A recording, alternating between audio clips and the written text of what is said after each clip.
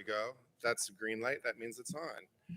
Hello, everybody. My name is Sean Devereaux. I am the Executive Director of Leadership Long Beach.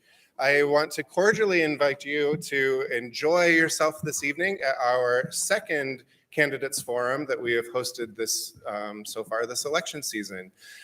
This event is brought to you by an army of volunteers.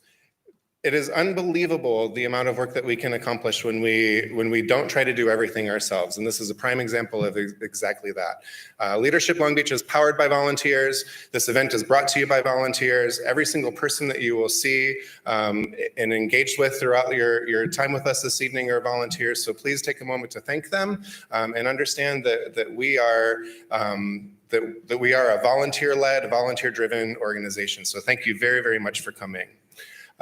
To welcome us to our space, I would like to turn the lectern over to a longtime colleague and friend of mine to welcome us to our space. And let me introduce Nicole Meek, the Director of Visitor Operations here at the Aquarium of the Pacific.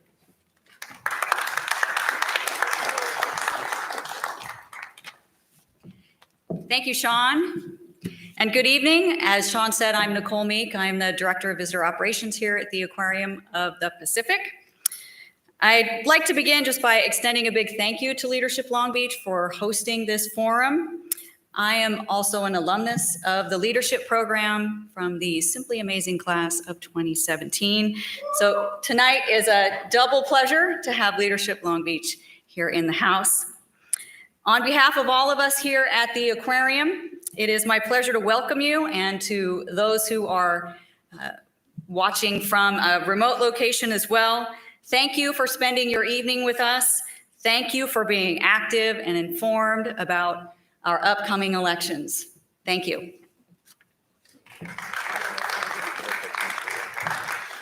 Thank you so much, Nicole. It's so nice to see you. Next up, I would like to invite our city clerk, Monique De La Garza, to give us a little introduction to. Monique.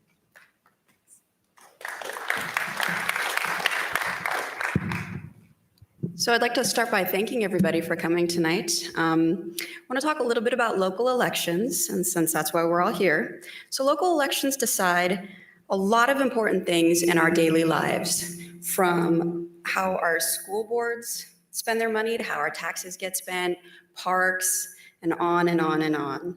With an average of 1 in 5 voters participating in local elections, every vote matters, and it's extremely important to participate in local elections because your vote can make a difference.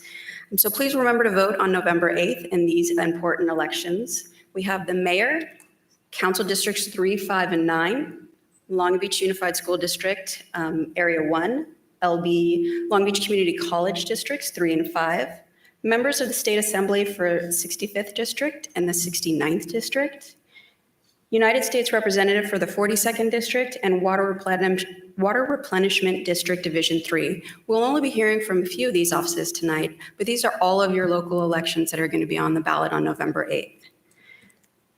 So some key dates to remember for this election. Vote by mail ballots are going to be mailed out to every registered voter in Long Beach on October 6th.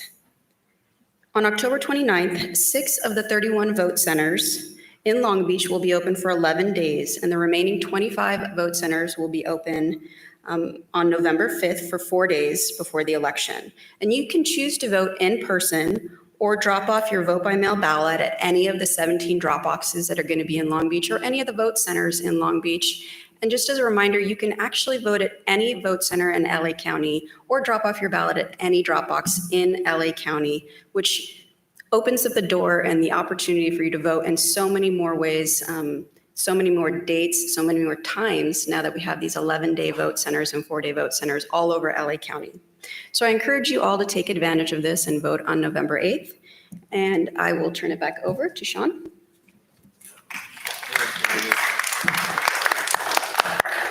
Thank you, Monique.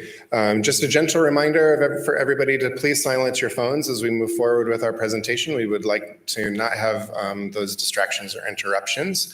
And to continue our welcomes and our finding our space, I would like to introduce Cheryl Bender, who is the president of the Board of Directors for Leadership Long Beach. Cheryl.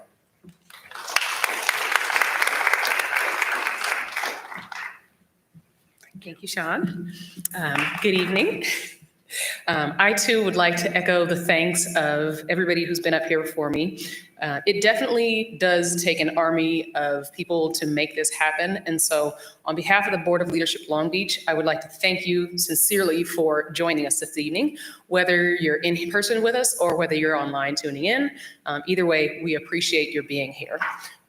Leadership Long Beach is an organization for whom this conversation that's about to take place tonight is extraordinarily important. And we believe that it's very important for the community to have the opportunity to, understand the races, the candidates, and what's going on. And so we are pleased to be able to help facilitate that conversation.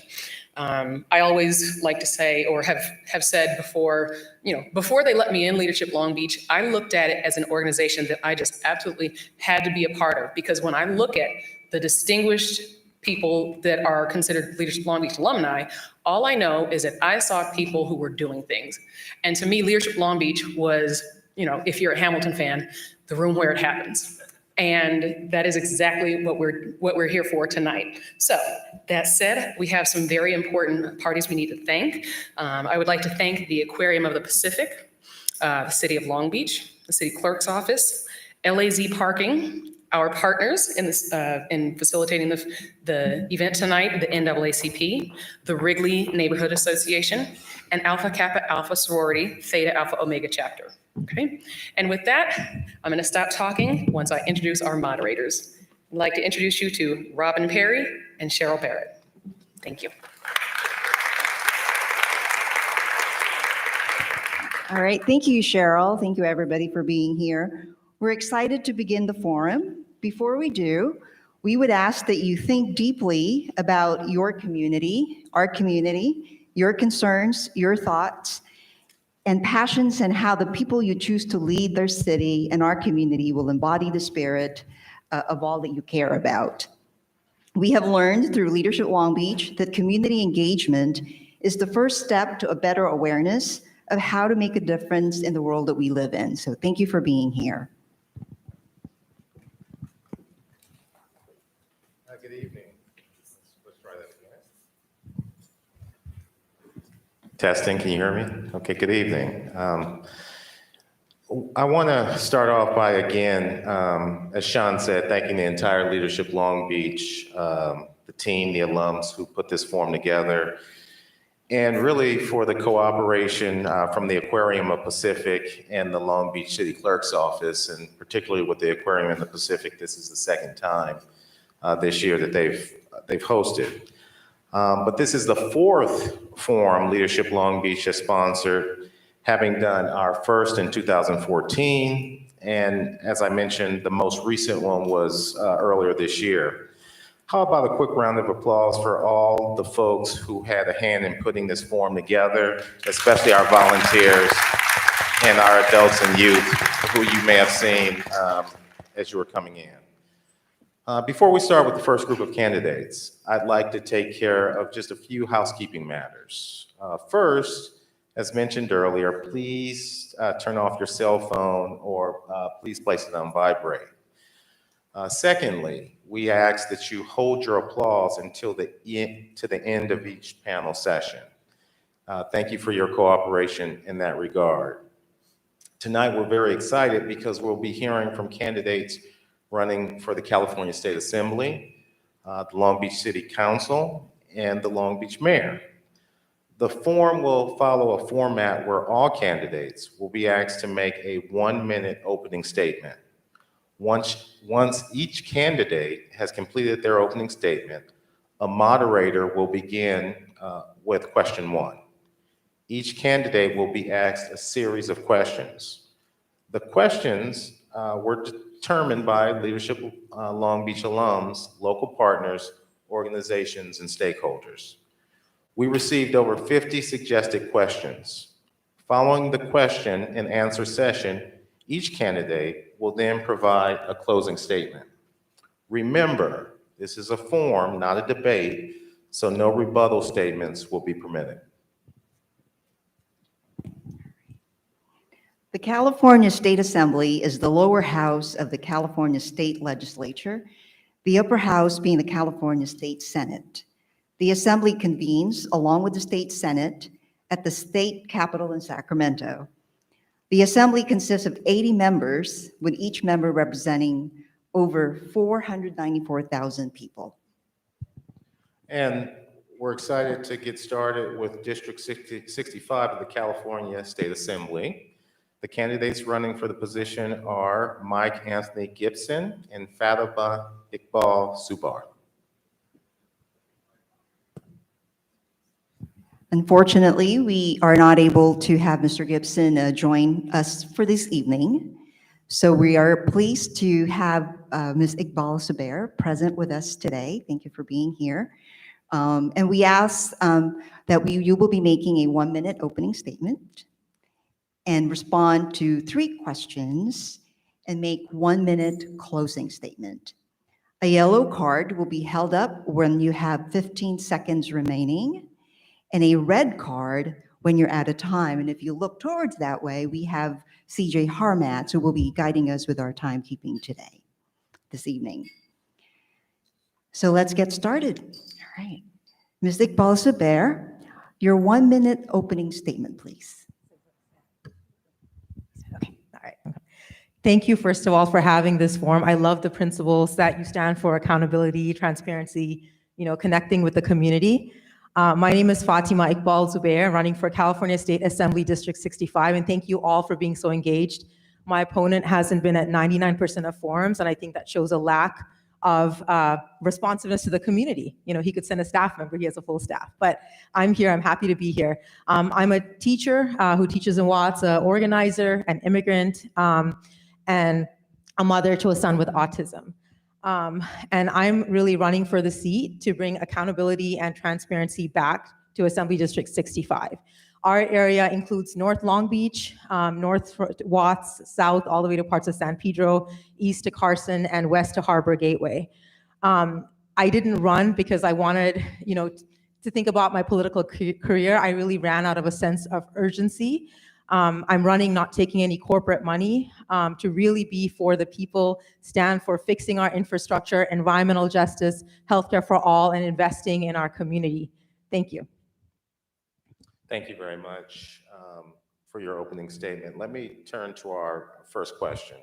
You'll have 1 minute to answer the question.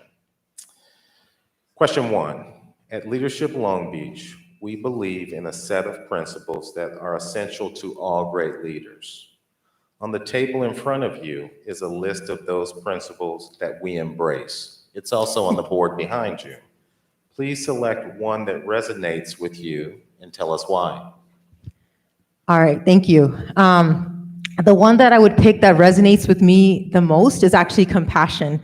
I think that if you start policy making from a place of compassion, it follows through with policy that shows love for your community. A perfect example, when I think about the youth in North Long Beach and in our district, our public schools are in disarray. We don't have opportunities. I started a robotics team from private funding, and all my kids graduated high school and are in college. But those sorts of investments are not coming from Sacramento right now. We need to really invest in our youth.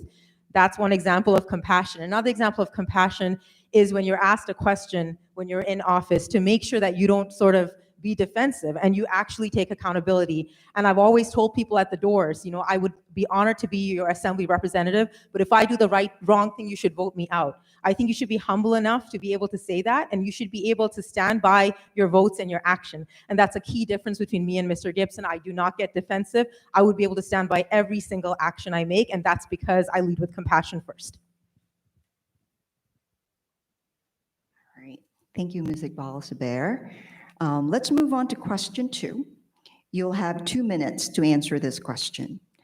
What lived experiences, both personal and professional, have prepared you for this position? Thank you. I'll start with personal. As a teacher in a low-income community called Watts, we don't have many people with my background running, right?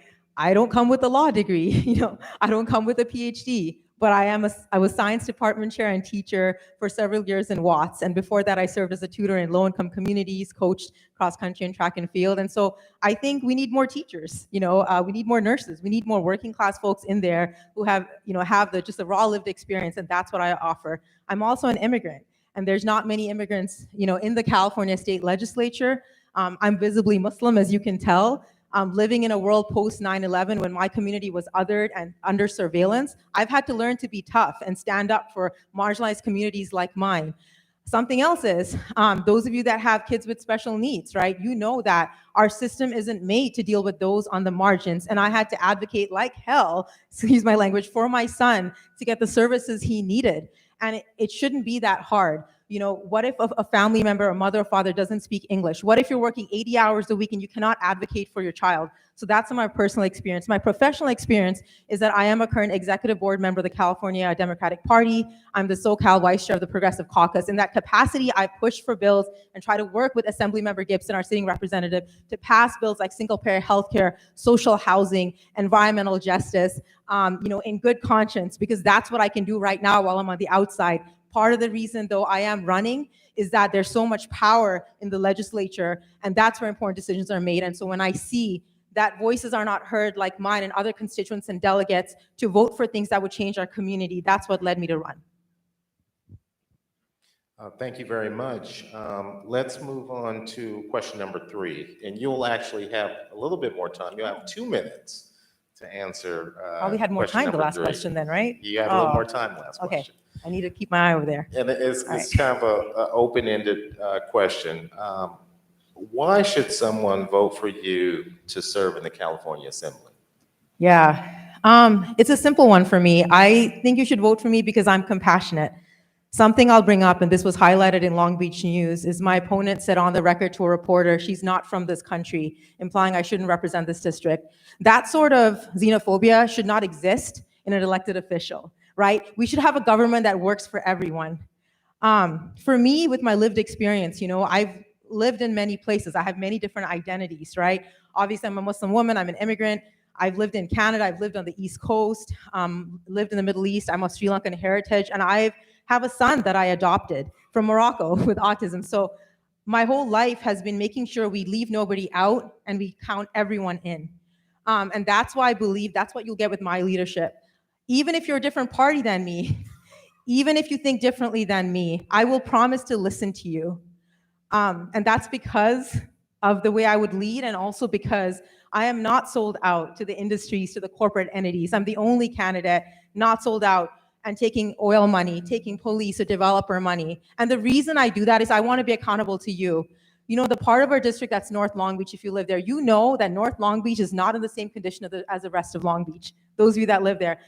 That is not right. We need a representative that will really uplift the voices in North Long Beach and really respond and stop broken promises. And that's something you'll get from me.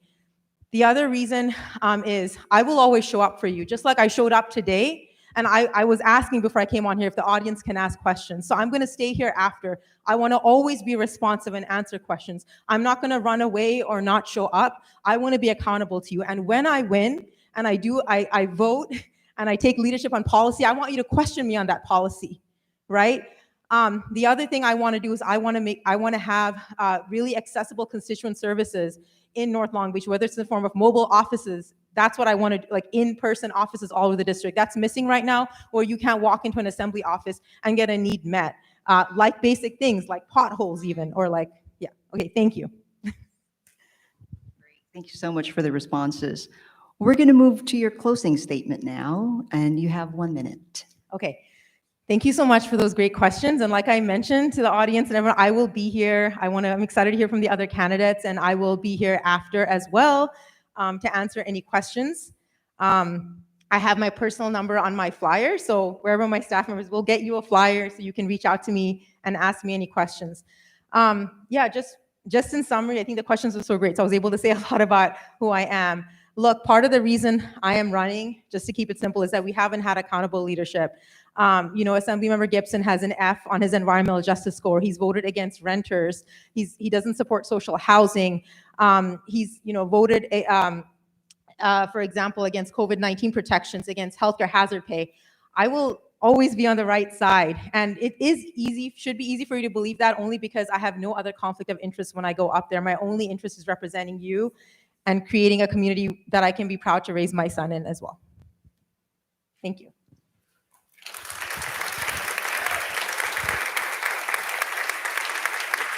Thank you so much. Please join me in thanking Ms. Iqbal Zubair for being here tonight. She's running for the State Assembly from District 65. Best of luck to you.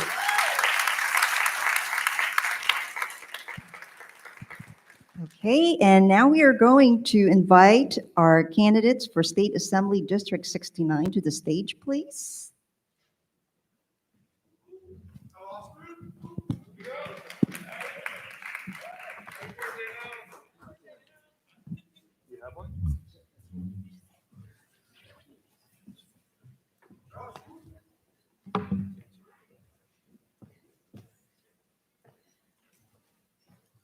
Good evening, gentlemen. Pleasure to have both of you. I'd like to welcome our candidates, Al Austin II and Josh Lowenthal. And we will be following somewhat the same format, but I'll be flying solo for this part. So let's start with opening statements. Remember, you have 1 minute each. Candidates, please take a look at Ms. CJ Harmatz over there. She will be holding up a yellow card when you have 15 seconds remaining and a red card when you are out of time. And remember, this is a forum, not a debate, so no rebuttal statements will be permitted. And I was made aware earlier that it is Mr. Al Austin's birthday today. So I wish you happy birthday. However, rest assured, you will not get any extra points or minutes for this evening. All right, Mr. Austin, we'll start with your opening statement, please. 1 minute. Well, thank you very much. And first of all, I'd like to just thank Leadership Long Beach for hosting this important forum. You all are always on the cusp of leadership in the city of Long Beach. I'm Council Member Al Austin, and it has been my pleasure to serve on the city council for the last 10 years, serving this community, serving this 8th District, the Great 8th District, which is one of the most diverse areas in the city of Long Beach. It's really a microcosm of Long Beach and the 69th Assembly District. I have a track record, and I'm proud of it, working on the issues that people care about most. And I think that it's very important today with the serious, I guess, exodus of state legislators. It's important that experienced leadership go to Sacramento. I'll just give you a fact. Over the last 30 years, every state elected official, state senator, state assembly member has had local government experience. I bring that to bear as your next state assembly member, and I hope to have your support. Thank you. All right, thank you, Mr. Austin. Now, Mr. Lowenthal, your opening statement, please. Happy birthday, Al. My name is Josh Lowenthal, running for the 69th Assembly District. I'm born and raised in Long Beach. Very proud of that. After going to college, came back, was a teacher at Millikan High School, and I've been a business owner in this community over the last decades. Very proud to be here at this Leadership Long Beach event. As a matter of fact, the nonprofit that I've been working with over the last 22 years as a board member and past president was born out of Leadership Long Beach. So this organization does tremendous, tremendous things in the community. I'm proud to be here today. I'm running because we need practical solutions and business leaders inside the Democratic Party, inside the caucus in Sacramento. As my opponent mentioned, the vast, vast majority of leaders inside our legislature come from elected office, and they come from the system itself, and not enough people are reflective of those of us that are outside working for a living. And so I bring those practical solutions to the legislature. Thank you. Thank you, Mr. Lowenthal. Now let's move to our questions. We're going to start with you, Mr. Lowenthal. Values are one of the principles integral to Leadership Long Beach. What event in your life has had a significant impact on the values that shape you as a leader? You know, in my house growing up in Long Beach, we did not have table grapes served actually in our home because we were supporting the farm workers and the boycott of California table grapes at that time. And I took those lessons with me when I went off to college at Cornell University, and I got involved in student government and ran to become the student body president at Cornell.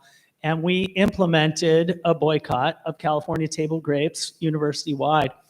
And it was those values that were taught from my parents, those values of service, of thinking of working class families and their needs, and to live out those values in every part of our lives, whether that means personally boycotting or bringing that to a larger populace, to stand up for what's right and justice for all. So I would say that would be it.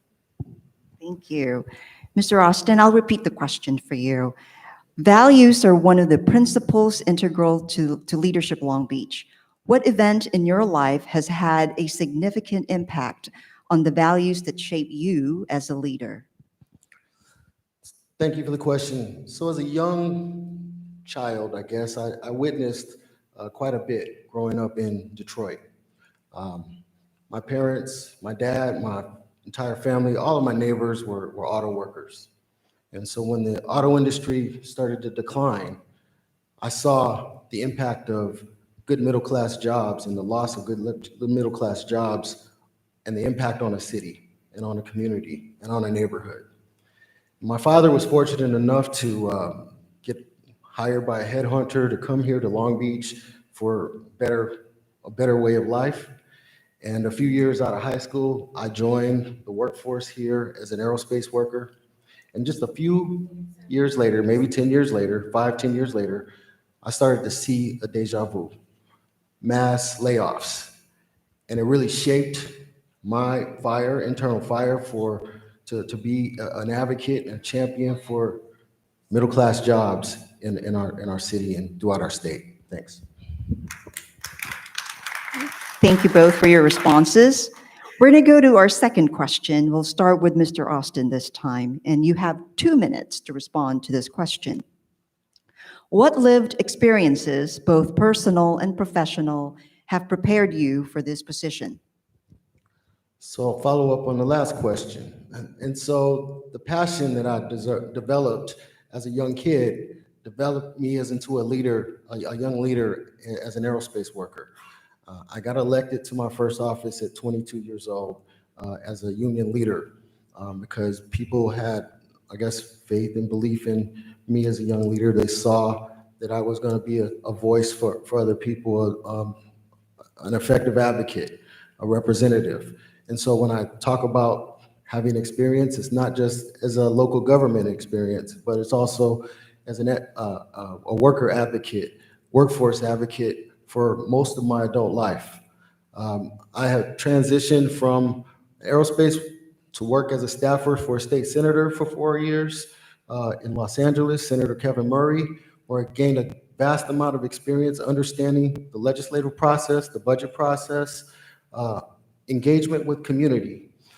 And from there, after a couple of recall elections and short budgets, it made a lot of sense to take a career change. And so for the last 18 years, I have worked as a union representative representing working class families, negotiating contracts, health benefits, terms and conditions of employment for thousands of employees throughout the state of California.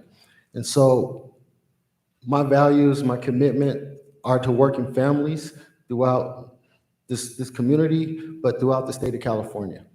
Thank you. Okay. Thank you, Mr. Austin.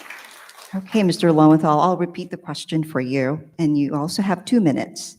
What lived experiences, both personal and professional, have prepared you for this position? Well, I would certainly say that my time in the classroom prepared me for this position because, really understanding the constituency, really understanding the needs of Long Beach, you learn that no better than the Long Beach Unified School District. So my time at Millikan High School was instrumental in preparing me for this. I went on to graduate school after that in comparative public policy, and so have a graduate degree in the public arena. I then went on to a career in business, 25 years in the telecommunications sector, owned and operated a business in West Africa with a satellite network going to 10 countries in West Africa, and feeling the pressure of business, of hiring, of dealing with the regulatory bodies, of the stress of making payroll, and being profitable in a competitive environment, and understanding when government can help and when government is actually working against you really gave me a very unique perspective on serving, and did that for 25 years. Also in this community, served for 22 years in the delivery of homeless services, focusing on early childhood education for families experiencing homelessness in Long Beach, and investing in this community in small businesses. As a matter of fact, I lost a business in COVID here in Long Beach. And that experience I'll never, ever forget, because I didn't feel like government was there for me at all. And we had a very difficult time making payroll, continuing to keep the business open. We did so as long as we could at our own personal expense. And I'll never, ever forget that feeling. So I think the cross-section of all of those things combined has really given a unique perspective on serving. Thank you for your responses. We're going to go into question number 3, and this time we'll start with you, Mr. Lowenthal, and you will also have 2 minutes to answer. What are the top 3 issues in District 69? Okay, top 3 issues in District 69. Number 1, I'm going to say, is the goods movement industry and particularly environmental justice inside the goods and affecting the community. You know, from COVID, we had people in our community that died disproportionately because of where they lived. The number 1 job of government is to protect its citizens, and we failed. Let's be honest about that. We have higher rates of lung disease. We have some of the worst air quality in the United States. And the people in this community are bearing the brunt of the goods movement industry disproportionately, and those are also disproportionately people of color. There is absolutely no way that there's nothing more important to me and hopefully to you all than protecting the citizens of this community. So I would say that that is number 1. Economic anxiety. If you're like the rest of us and seeing the stock market go up and down, if you're concerned with these unbelievable gas prices right now, not only do we have the issue of homelessness itself, but we have so many people in this community at risk of being homeless and unhoused. One bad, car mechanic payment away from being out of their place. So we absolutely have to take care of economic anxiety issues. And the last I would say is housing. We have a housing crisis. The way that the state is addressing this housing crisis today is in a city-by-city basis, and that's not working.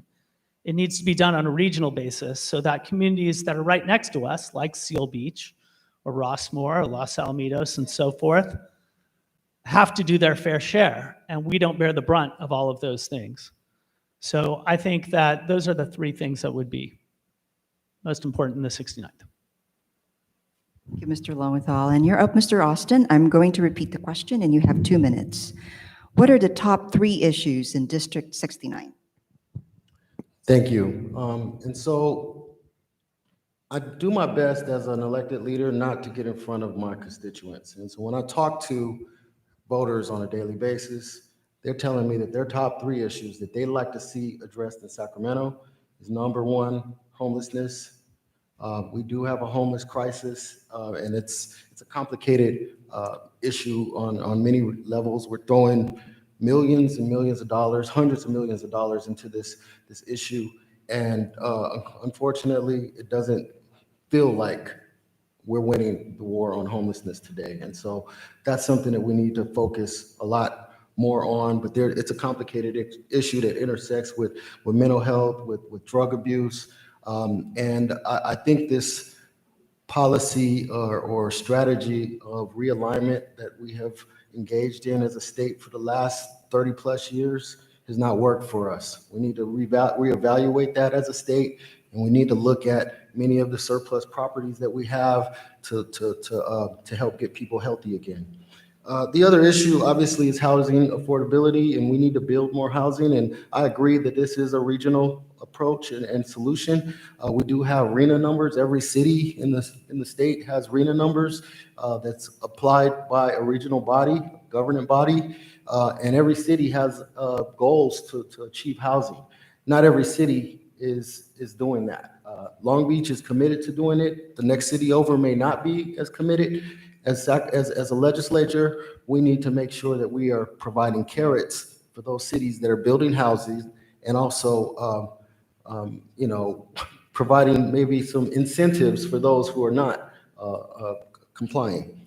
And I would just say that we have a livability challenge right now. People are concerned about crime and all of the other elements that go along with that. And so we need to be very, very deliberate about making sure that we keep our communities safe and healthy throughout the district. And that means Long Beach, that means Carson, that means Signal Hill, but that means the entire state of California.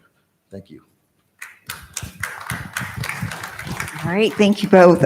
We have two more questions before your closing statement. This next question comes from one of our partner organizations. We'll start with you, Mr. Austin, and you have 2 minutes for this question. Many believe that our public discourse has become more disrespectful and downright mean at times over the last few years. As leaders, we know that modeling the way is an essential leadership behavior. If elected, how will you model the way with your colleagues in Sacramento and the public? Well, I think respect is really the foundation of any relationship. And when that is gone, there's really, you don't have a relationship. You don't have discourse. You can't have valued discourse. And I think we've lost that, and we've lost our way, not only in Sacramento, but obviously we see it every day played out on television in Washington, D.C. Partisan politics has really, obviously it defines who we are, and I'm a Democrat and proud to be a Democrat, but, over the years in Long Beach, it has turned into something else. We're not all necessarily Democrats anymore because it's gradations of Democrats. It's where you live, where you fall. How do you define yourself? And I would reject all of that, to be quite honest with you. I think it's very, very important that obviously ideology is important, but results is really more important. Working together across the aisle with fellow Democrats to get to a common goal. We have a challenge of homelessness today. We have a housing crisis today. We have a healthcare challenge today. We have environmental challenges today. And I think most people will agree that these are challenges and these are issues, and that we need to work together to get there. We don't necessarily have to agree on every aspect of every policy, but if we agree on a goal, we can work together, and I think that's where we are falling off. When we talk about the discourse, the mission needs to come first, right? Always remember the mission. Thank you. Thank you, Mr. Austin. All right, it's your turn, Mr. Lowenthal. I'll repeat the question, and you have 2 minutes. Many believe that our public discourse has become more disrespectful and downright mean at times over the last few years. As leaders, we know that modeling the way is an essential leadership behavior. If elected, how will you model the way with your colleagues in Sacramento and the public? The way to do that is to focus on the needs of the voters and not focus on on winning or our own, emotional standing. I'm very proud that in the course of this campaign, I have not said a single negative thing about my opponent. As a matter of fact, I respect and honor the work that he's done in this community, and I'm grateful for that work. And if you're able to look at or contrast at the social media between the two of us, I have actually been the only one that has been positive, completely positive in the course of this campaign. And I will continue to do so, not only in the course of this campaign, but serving in the legislature. And I thought Al brought up a lot of, really important points just now. There are issues that are critical to the state that supersede infighting. And it's my feeling, and out there talking to voters, and I'm out there canvassing and walking on a daily basis. Spent the last 2 days ago, as a matter of fact, in Avalon and Catalina, who is a very vital part of this district, as a matter of fact, with very different issues. And voters in Long Beach, voters in Carson, voters in Signal Hill are completely disinterested in negative campaigning. That's what I find. They're interested in solutions. They're interested in problem solving. They're interested in us answering questions like the ones you're posing up here about our values, about our priorities, about our experience. And so I'm just going to listen to those voters. I'm going to continue to do so and act that way through the course of this campaign. Great. Thank you, Mr. Lowenthal. We're going to move on to this next question, and this time we will start with you, Mr. Lowenthal. You have 1 minute. Why should someone vote for you? I believe that voters should vote for me because they will have the absolute best representation that they can have in the state legislature representing this community. I will do the work. I am out there working as hard as I can on a daily basis right now, and that's indicative of how I will serve in the legislature. You will have a voice here that's truly independent. You will have a voice of somebody who's been out there and has experience like the rest of you in the real world, in the workforce, that has children in public schools, that has the difficulties of opening and starting and potentially losing a small business. And I think that those experiences are reflective of the things that the constituents of the 69th deal with on a daily basis. I think they will have a representative that they can identify with, that will be present, available, responsive, and solutions-oriented. Thank you. And Mr. Austin, you have 1 minute. Final question for you. Why should someone vote for you? Well, I think experience matters. And as I mentioned, we have a lot of experience leaving our state legislature. You won't have somebody that needs to get up to speed on the issues important to Long Beach in this district. I'm working on those issues every day at the local level. The reason I put my name in the hat to run for state assembly was to actually build on the experience that I have, but also build on the work that is currently going on in the city around homelessness, around environment and climate, around park development. We have great opportunities. This is a great state. This is a great community here. It deserves strong leadership, experienced leadership. Again, 10 years of deliverables. 10 years of deliverables, and I'm not talking about hypotheticals in terms of my experience. I'm talking about real results. I've won 3 elections in some of the toughest communities and around some of the toughest issues possible. I think I've earned the opportunity to serve our city in the state assembly. Thank you. Thank you, Mr. Austin. All right, it's time to end with closing statements from each of our candidates from District 69. So in this case, we will start with Mr. Austin. You have 1 minute for your closing statement. Thank you again, Leadership Long Beach, for this forum. I also want to thank Mr. Lowenthal for showing up and sharing his ideas. This is, I think, a very, very easy choice. The distinction is very clear. Leadership, proven leadership, experience, deliverable results, and somebody who also is raising a family and has been consistent in this community for over 20 years. I chose to live in Long Beach. I chose to raise my family in Long Beach. I chose to send my kids to school in this community because I love this community.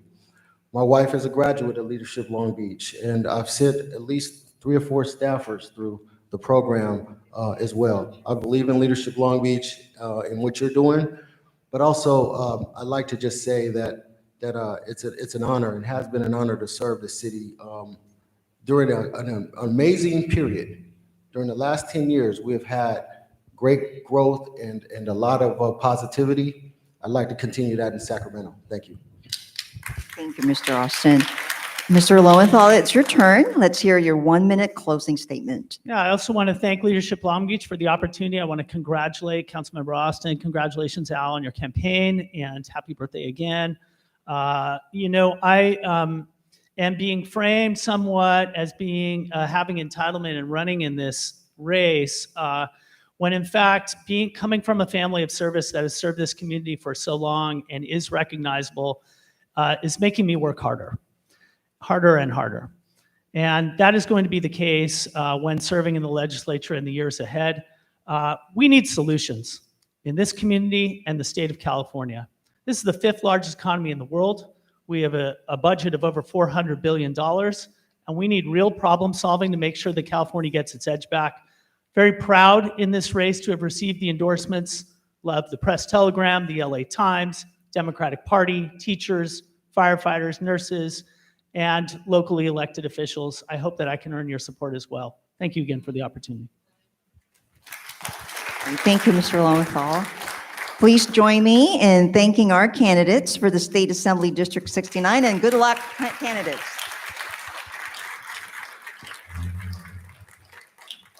All right. Sure. Thank you, everyone, for your attention and support. We are going to take a 6-minute break. That is really quick. So jumping jack, restroom, do whatever you got to do. Please stick around for our citywide candidates forum coming up promptly at 7 o'clock. And please take the time to just stretch, and we'll be back here promptly in 6 minutes.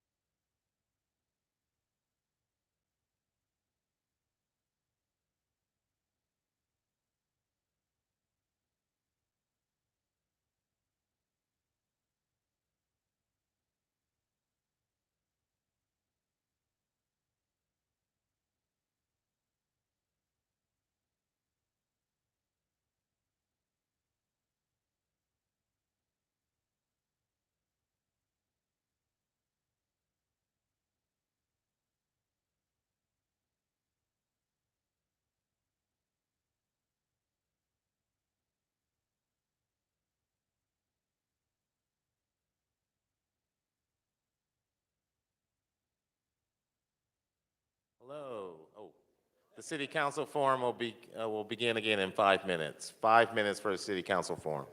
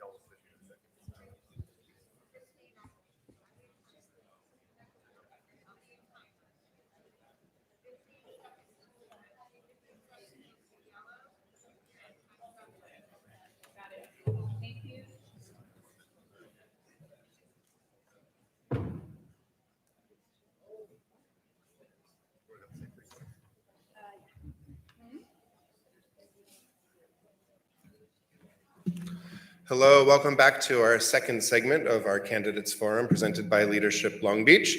My name is Sean Devereaux, the Executive Director of this incredible organization. And I would like to reintroduce Monique de la Garza, our City Clerk, to share some information about upcoming dates. Hi again. My name is Monique De La Garza. I'm the city clerk for the city of Long Beach, and I want to thank everybody for coming to tonight's forum. I want to talk a little bit about local elections and how important they are because they affect our everyday life. Local elections, when you vote for somebody in office in a local office, that is where decisions get made, where decisions on budgets get made, parks, roads, schools. So every decision that gets made is extremely important on the local level, and when 1 out of 5 voters on a local level vote, it is extremely important that you continue to vote and know that your vote counts. One vote can make a huge difference in a local election. So some of the races that are going to be on the ballot in November 8th are mayor, council districts 3, 5, and 9, Long Beach Unified School District 1, Long Beach Community College District 3 and 5, member of the State Assembly 65th and 69th District, United States Representative for the 42nd District and Water Replenishment District Division 3. We won't be hearing from all of these races this evening, just the mayor, the council districts, and members of the State Assembly, but those are all the races that are going to be affecting you on a local level on November 8th. So some key dates for the election are vote by mail ballots will be being mailed out to every registered voter in Long Beach on October 6th. And on October 29th, 6 of the 31 vote centers in Long Beach will be open for 11 days, and the remaining 25 will be open for 4 days before the election date. So you can choose to vote in person using the new ballot marking devices or simply drop off your vote by mail ballot at any of the 17 drop boxes in Long Beach or any of the vote centers in Long Beach. And now LA County allows you to vote in any vote center in LA County on any of the 11 days, or drop off your ballot at any drop box or vote center during that time period. So again, this opens the door for voting for the time that you can vote, the day that you can vote, and really you have no reason not to go out and vote on November 8th. I'm going to turn it back over to moderators. Rob, thank you. Thank you very much, Ms. De La Garza. And I think the message that you'll hear time and time again is vote, vote, vote. Not only should you vote, you should pick up someone, you should take someone, you should encourage other people to vote. We appreciate everyone's passion and enthusiasm for their candidates that they support. However, we can't allow, unfortunately, signs to be in the auditorium during the forum. And I have been empowered to come and tackle anyone that I see with a sign. So please don't make me do that. We are excited to have the candidates from District 3 on the stage.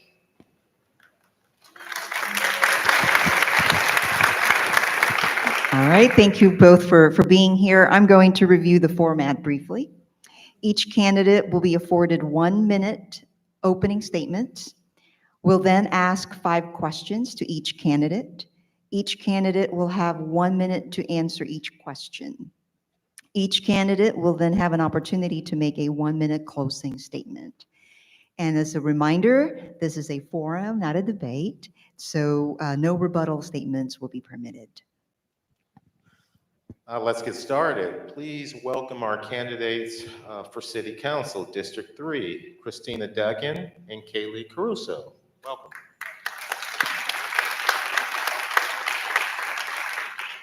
Okay, candidates, a yellow card will be held up when you have 15 seconds remaining, and a red card when you are out of time. And I hope you can see Ms. CJ Harmatz just directly in front of you with her color-coded cards. Let's get started in the order as listed on the city clerk's website. Ms. Duggan, let's hear your 1 minute opening statement, please. Thank you so much for having us here tonight.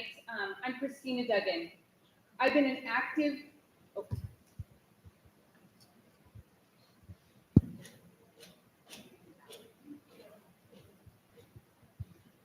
There we go. Oh, I don't have to talk so loud now. Again, I'm Christina Duggan. I've been an active member of this community with my husband, Matthew Duggan, for over 22 years. I'm a homeowner and co-owner of a behavioral health practice in the 3rd District, serving residents across Long Beach. We chose to build our business and raise our family here because of Long Beach's unique neighborhoods, educational excellence, and diversity. Drawing from my experience working for Councilmember Susie Price in the 3rd District and years of volunteering with residents groups and nonprofits, my top priorities are crime and homelessness. However, these issues are broader than just our district, and I will work with other council members and departments to address both short and long-term solutions that will support our city's ability to attract and retain businesses. Safety is a core value. Thank you so much, Ms. Duggan. Ms. Caruso, your opening statement, please. 1 minute. Hello, everyone. Thank you, Long Beach leadership, for having us. Thank you, moderates, for participating, and all the volunteers that are here. My name is Kaylee Caruso, running for Long Beach City Council in District 3. I moved to Long Beach in 2001 to go to Cal State Long Beach and pursue my bachelor's degree. In 2019, I got my master's in public policy and public administration. Throughout my entire career in social services, community advocacy, and volunteer work, I have advocated for communities' quality of life throughout Long Beach. I've been working directly with those experiencing housing insecurity throughout my career and in Long Beach.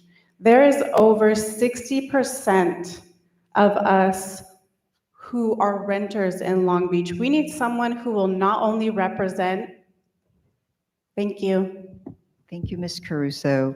We're going to start our questions, and we'll start with you, Ms. Caruso. At Leadership Long Beach, we believe in a set of principles that are essential to all great leaders.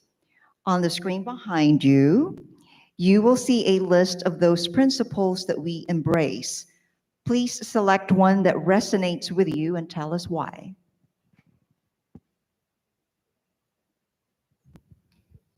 Since I'll continue from what I was saying, one of the main reasons I'm running for city council is because, especially in the last 2 years, we need leaders with courage. We need people that can have difficult conversations and put everything on the table. We need someone with an equity lens.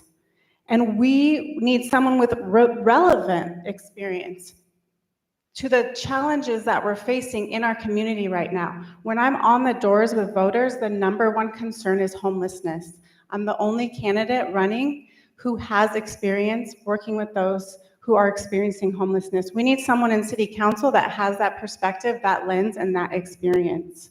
So I have been through a lot of challenges in my life, and I've shown up for myself and my family. And courage is a huge value of mine, and I will do the same thing for District 3 and all of Long Beach.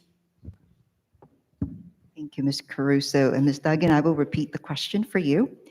At Leadership Long Beach, we believe in a set of principles that are essential to all great leaders. On the screen behind you is a list of those principles that we embrace.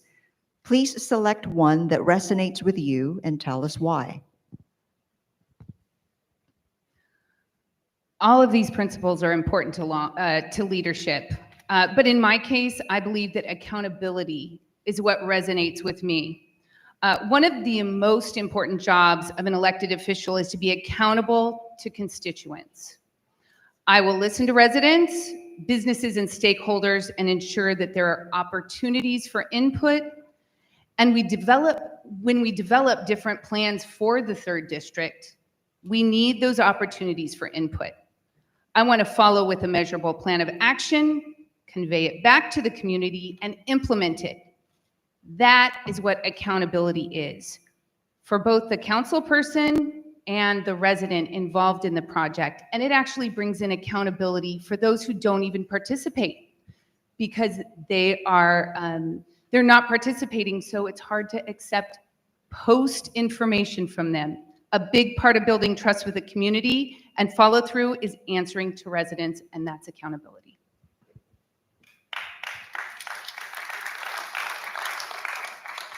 Thank you very much, Ms. Duggins. We'll stay with you on question 2.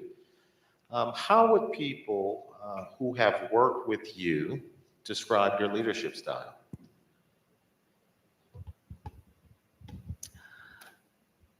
I always have a goal in mind. and there's always a plan to get there.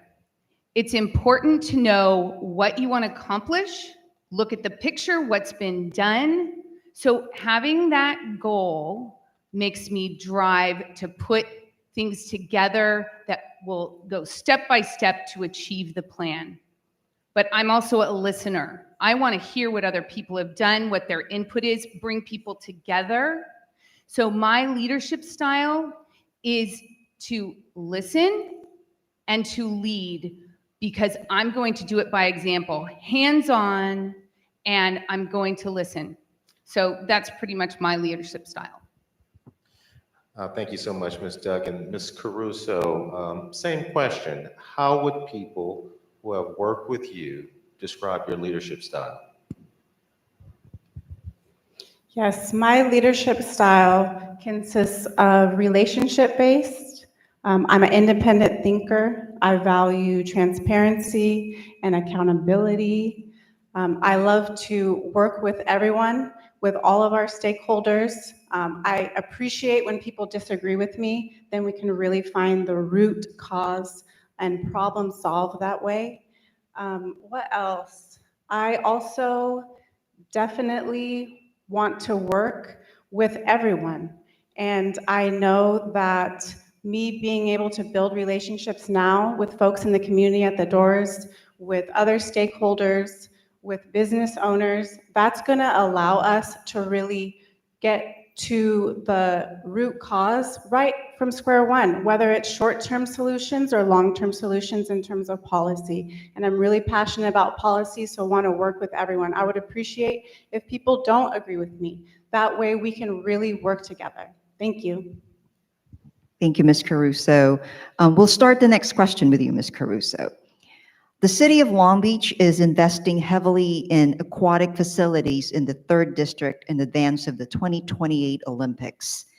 If elected as the 3rd District council person, what will you do to ensure that these facilities are accessible and inclusive for all residents? Great question. That's one of the Coastal Commission's concerns that they brought up in terms of equity. We are spending over $100 million on the aquatic center that's going to be built in District 3. We have to ensure that there's equity. So whatever that looks like, and we need to make it as easy as possible.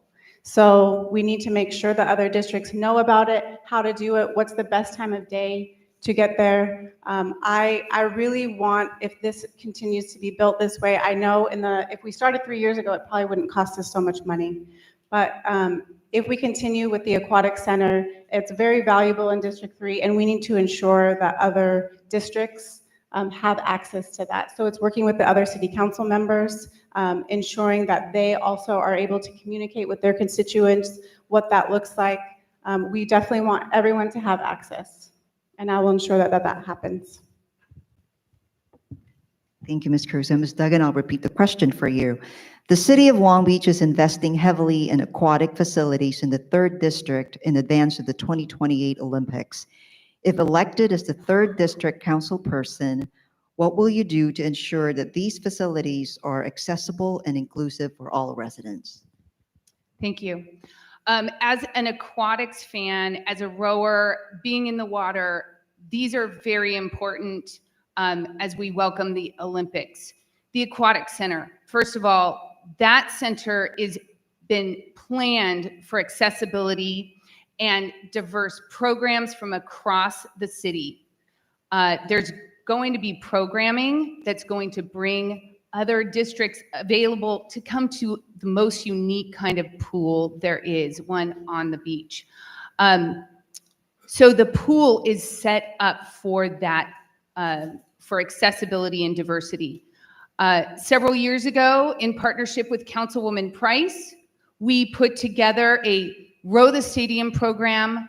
I was at Jordan High School, Pauley High School, Cabrillo High School, talking with counselors to introduce kids who are in different districts to rowing. We have one here tonight registering people in. That's how I have the experience to do it. Thank you so much, Ms. Duggan. Okay, we have 2 more questions before your closing statements, and we'll start with you, Ms. Duggan. If you were elected, you will likely face situations where your judgment leads you to believe that voting one way would be best for the city and voting the other way would be far more popular with those you are elected to serve in your district. How will you make the decision? I'm going to make that decision by seeing what the issue is. And you have to make a decision when voting on something that's important, and you have to stand firm with your voice. If I believe something is important to my district of whom I'm listening to, I'm going to make that vote according to what I have heard from my district. It's not popular. It's not going to be popular sometimes, but it's important that I make a stand for what I believe in. Thank you. Thank you, Ms. Duggan. And Ms. Caruso, let me repeat the question. If elected, you will likely face situations where your judgment leads you to believe that voting one way would be best for the overall city, and voting the other way would be far more popular with those who you are elected to serve. How will you make the decision in these situations? Thank you. It's one of the reasons why I'm running. It's so important that we have someone in leadership in City Council that's not only going to represent their district, but all of Long Beach.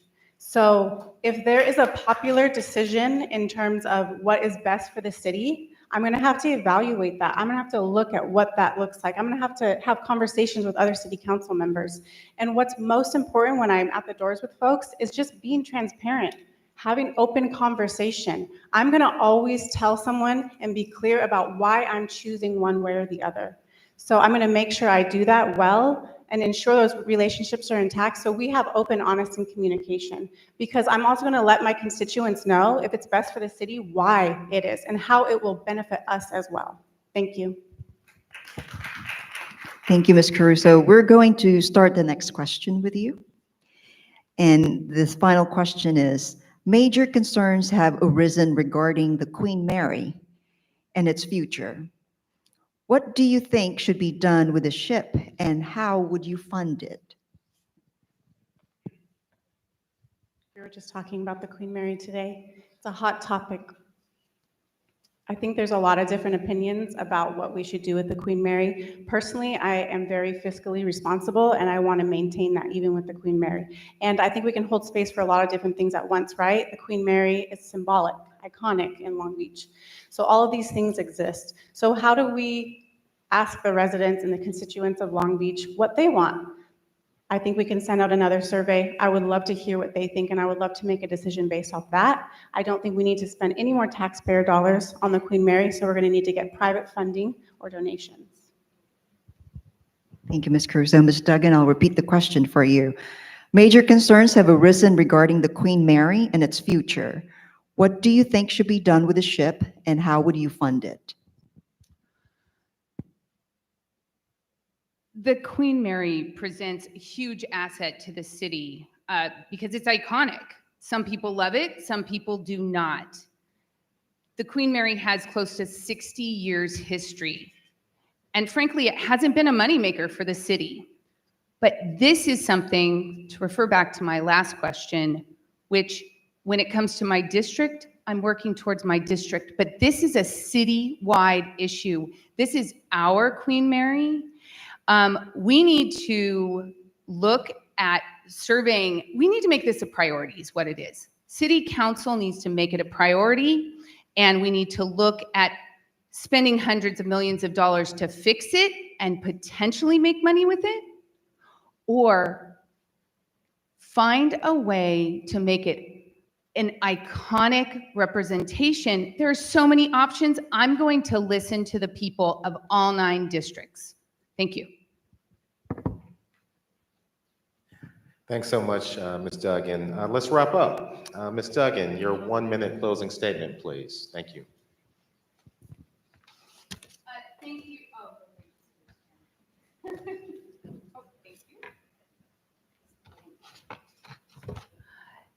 Thank you for your attention tonight and to Leadership Long Beach. This has been a great event and the hosting has been wonderful here at the aquarium. I pledge to take a balanced approach to issues with specific actions and measurable results. On the council, I will bring people together, which includes plans to reach all district residents so that you have a voice and a feedback loop. I'm the only candidate that has been endorsed by 3 former 3rd District Council members, former member Gary DeLong, Jan Hall-Zollin, and current Harbor Commissioner Frank Colonna. Former Supervisor Don Knabe has endorsed me, the Long Beach Area Chamber of Commerce, and the Long Beach Police Officers Association. Please check out ChristinaDuggan.com for more information or to contact me directly. Thank you very much. Thank you very much, Ms. Duggan. Ms. Caruso, your closing statement, please, 1 minute. Thank you. Even though this is a nonpartisan race at the doors, voters want to know what party we're with. I'm the only registered Democrat running in District 3, and I'm endorsed by Democratic party and clubs. I am also endorsed by current elected officials that we will be working with. I am so honored to be endorsed by the Long Beach firefighters, the Long Beach city workers, healthcare workers, the California Nurses Association, community-based organizations, local teachers, business owners, LA Federation of Labor, and most importantly, voters. So I think it's a crucial time. And there's a clear difference of who we can vote for and who will really serve the community, especially what we've experienced after the last 2 years. Thank you so much for your time. Thank you, Ms. Caruso. Thank you, Ms. Duggan. Please join me in thanking our candidates. Good luck to both of you. And hopefully you can stay for the rest of the evening. Okay, and as we transition, we are going to invite the candidates for District 5, Megan Kerr, Ms. Megan Kerr, and Mr. Ian Patton.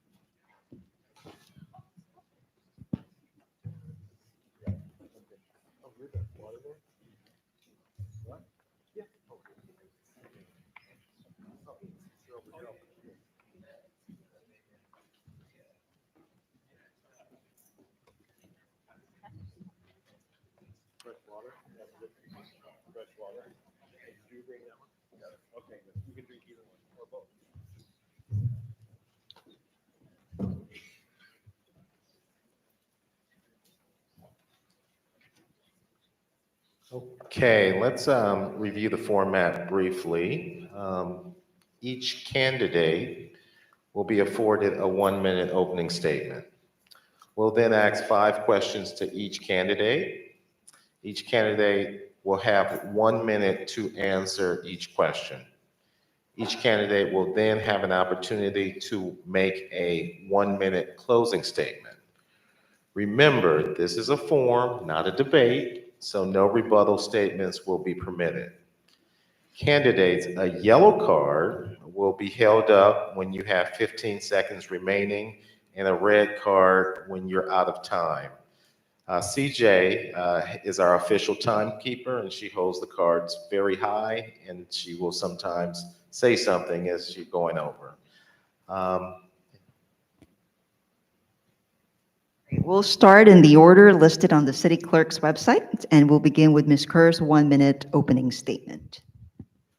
Thank you. Good evening, everyone. Thank you to Leadership Long Beach for the opportunity to be with you. My name is Megan Kerr, and I currently serve as the president of the Board of Education for the Long Beach Unified School District. I just ran from my meeting to be with you tonight, and it's an honor.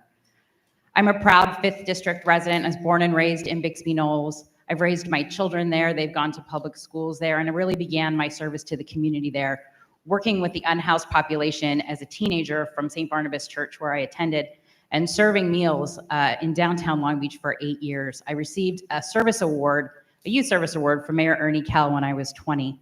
And so I've continued that service in various nonprofits across the district and worked in my kids' schools. And it actually prompted me to run for school board in 2014 as an engaged and parent advocate. So I've been honored to serve the Board of Education, the city's largest employer and landholder, for the last 8 years, and looking forward to continuing my service to the city as your next 5th District Council member. Thank you so much for the opportunity to be with you tonight. Thank you. Mr. Patton, your opening statement, please. Thank you so much. Yes, my name is Ian Patton. It is truly an honor to be here at the Aquarium. I am running as a grassroots candidate. I am not a politician. I have never run for office before, but the reason I'm running is because I care so deeply about this city that I grew up in. It's a city that has so much potential and could be going in the right direction, but I think we all know it has taken a wrong turn. There are things that we need to fix in this city before it's too late. We have a homelessness crisis, which is sprawling out of control. We have crime, which is going up. We have air, which is not safe to breathe. We don't have enough well-maintained park space, trees dying, basic quality of life things that we need to get a hold of. And I do not want to be the last grassroots candidate ever elected in this city. I see us turning in the direction of Los Angeles, becoming a big city with big city problems. We need to get back to the basics in this city, become the old-fashioned, caring community that's responsive that I grew up in.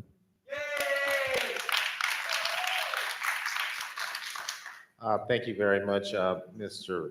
Patton, and we'll leave it right with you for the first question. At Leadership Long Beach, we believe in a set of principles that are essential to great leaders. Behind you on the screen is a list of those principles that we embrace. Please select one that resonates with you and tell us why. That's a pretty good list there. I'm going to take integrity, because I am the co-founder of the Long Beach Reform Coalition. It's the movement that I've led for 4 years to reform city government, and it's all about integrity. It's about getting a city that centers the agenda of residents over powerful downtown special interests. If you want to get to the fundamental core of the problem, why we've gotten off course in this city, it's because powerful interests control. They buy and sell politicians, and then when it comes time to get contracts, they get whatever they want. They get a rubber stamp. They get benefits. Developers get approvals. We don't get parks. We get developments that we don't need. These kind of things happen for a reason. It's all about integrity. It's the kind of corruption which is sometimes illegal, but more often it's legal. It's the legalized form of corruption where there's a wink and a nod. There's campaign cash that's spent in huge amounts. And what do you know? When someone gets elected, the residents are not being served, the powerful are. I want to put an end to that. Thank you very much, Mr. Patton. Ms. Kerr, let me repeat the question. At Leadership Long Beach, we believe in a set of principles that are essential to all great leaders. On the screen behind you, there's a list of principles that we embrace. Please select one that resonates with you and tell us why. Thank you so much for the question and the opportunity to share. My husband's a Leadership Long Beach grad from a long time ago, so we're very familiar with these principles. The one I would pick is the one I alluded to in my first answer, which is service. I came to serve my community because it was needed. I stepped up as a young person to serve. I stepped up as a parent volunteer. I volunteered at multiple organizations, including domestic violence shelters, our children's hospital. I currently serve on the board for CCEJ and Rancho Los Cerritos Historic Site. Being in service to community is being in service to each person that we meet every day, and how we change the community is reflected in how we choose to serve. And so my lifelong history of service brought me to a place to be able to make policy decisions and budgeting decisions that impact 66,000 students and families every day. But the heart of the work that I do is about serving students and families and this new 5th district. Thank you. Thank you, Ms. Kerr. We'll begin the second question with you. How would people you have worked with describe your leadership style? Thank you. I think they would say that I operate with high integrity, I'm collaborative, and I'm committed to the mission and to the community. Being in leadership is about having hard conversations. It's about being willing to sit at the table with folks you know disagree with you, who may hold very different viewpoints, and continuing to be in relationship and choose to engage in conversations and decision make together. My experience as a school board member, I have to bring together stakeholders from parents to teachers to classified staff to community members who don't even have people in school. It's bringing people to the table to make the policy that's in the best interest of the community. And so that collaboration and operating with integrity and truth and operating from a respectful and calm place has been critical to my leadership, and I think that would be reflected in my colleagues' comments. Thank you, Ms. Kerr. Mr. Patton, I'm going to repeat the question. How would people who have worked with you describe your leadership style? Well, I think number one, the thing that people notice about me is I do have a sense of humor. It gets me in trouble sometimes, but I think that's an important quality in any organization because we all have to get together. We have to be collegial. Even if you strongly disagree with one another, at a certain point you have to relax and understand you're all human beings. You all have a common objective. And the other thing that people, I think, would say is that I'm very driven. I'm very detail-oriented. And sometimes that is a fault also because I can focus too much on individuals and spending too much time on individuals, but that should be what it's all about if you're running for city council. It's supposed to be the closest office to the people. So I spend a lot of time on details, on policy, on analysis, but because in the end, even if I get less sleep, it's because I see it as my role to be the person doing that work, to look out for everybody else while they're leading their lives.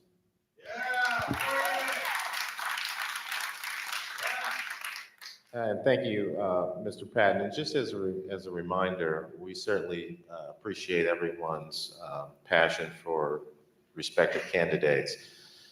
The rules here at Leadership Long Beach require, and this forum requires that we hold the applause until at the conclusion of each session. So we appreciate your cooperation in that regard. Mr. Patton, we'll move on to question number 3. Values are one of the principles integral to Leadership Long Beach. What event in your life has had a significant impact on the values that shape you as a leader?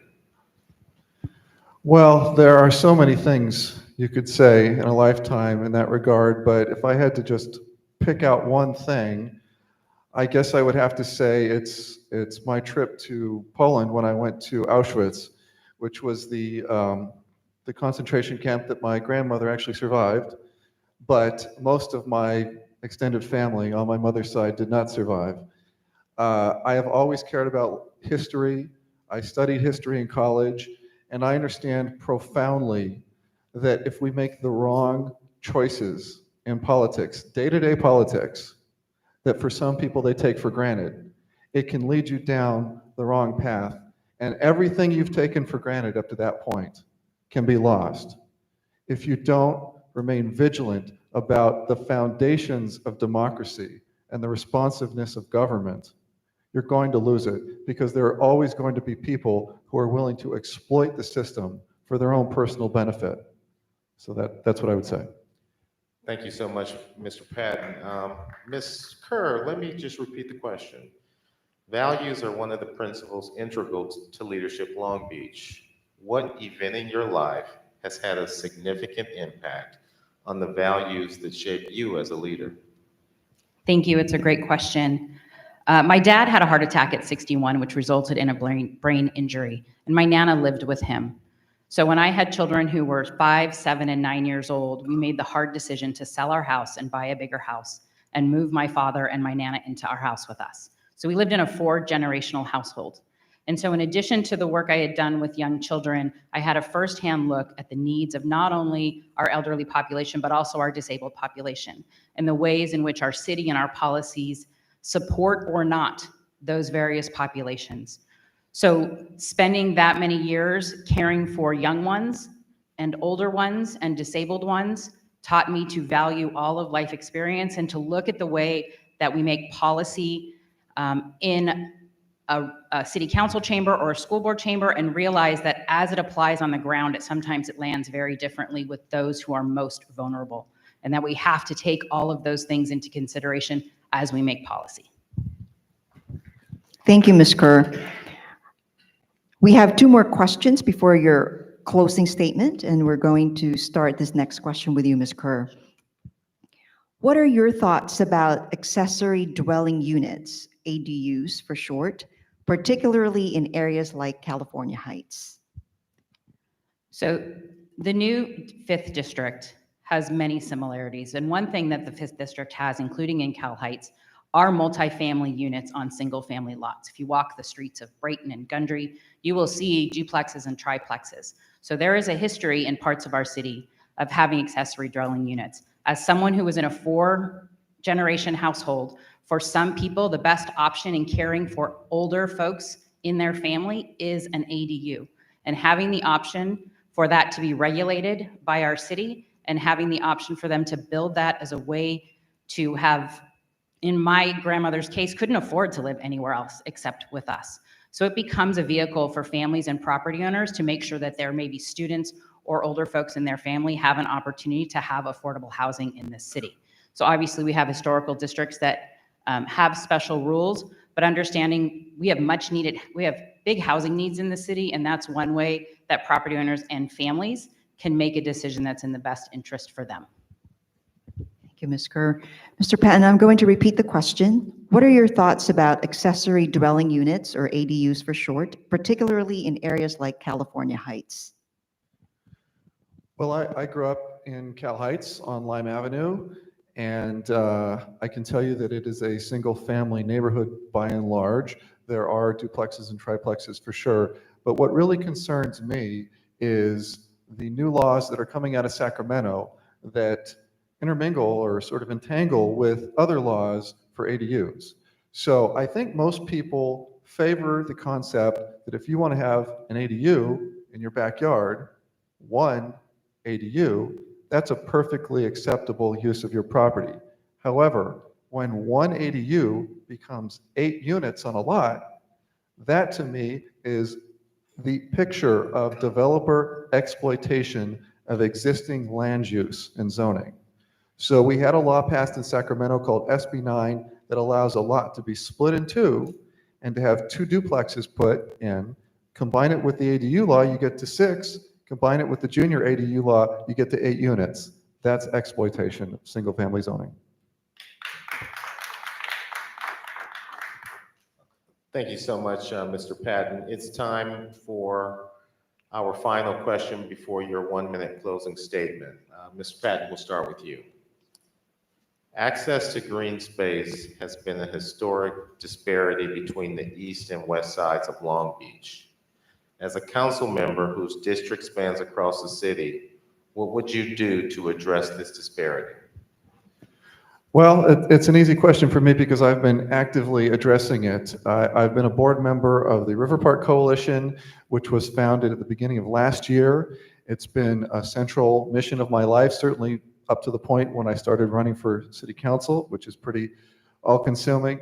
But the River Park Coalition is fighting to actually recognize and realize the LA River Master Plan, to defend the concept that we're going to have a green belt along the LA River. It's been promised to the people for literally decades in master planning for the river. It was promised to the people by the City Council of Long Beach in the Long Beach Riverlink Plan. But what happens in Long Beach as soon as a developer comes in and wants anything, they get it. It's a rubber stamp process in Long Beach. So we saw the single largest parcel of undeveloped land where we used to have a golf driving range by the 405 and the 710. As soon as a developer came in, they got it. They got variances.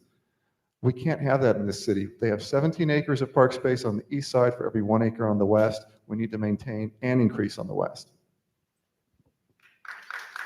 Thank you so much, Mr. Patton.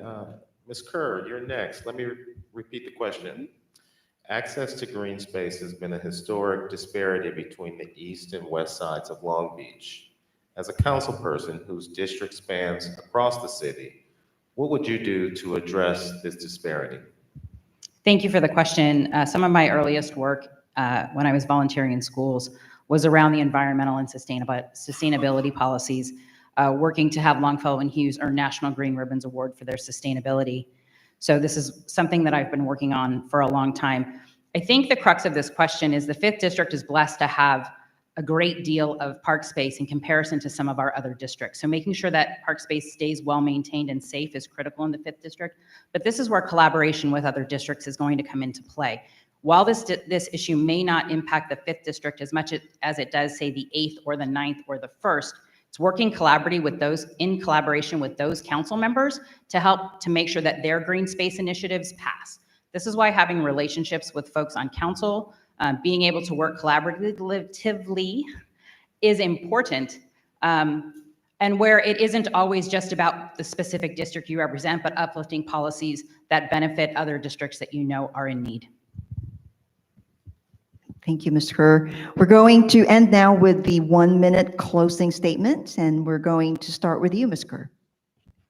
Thank you so much, Leadership Long Beach, for the opportunity to be with you tonight.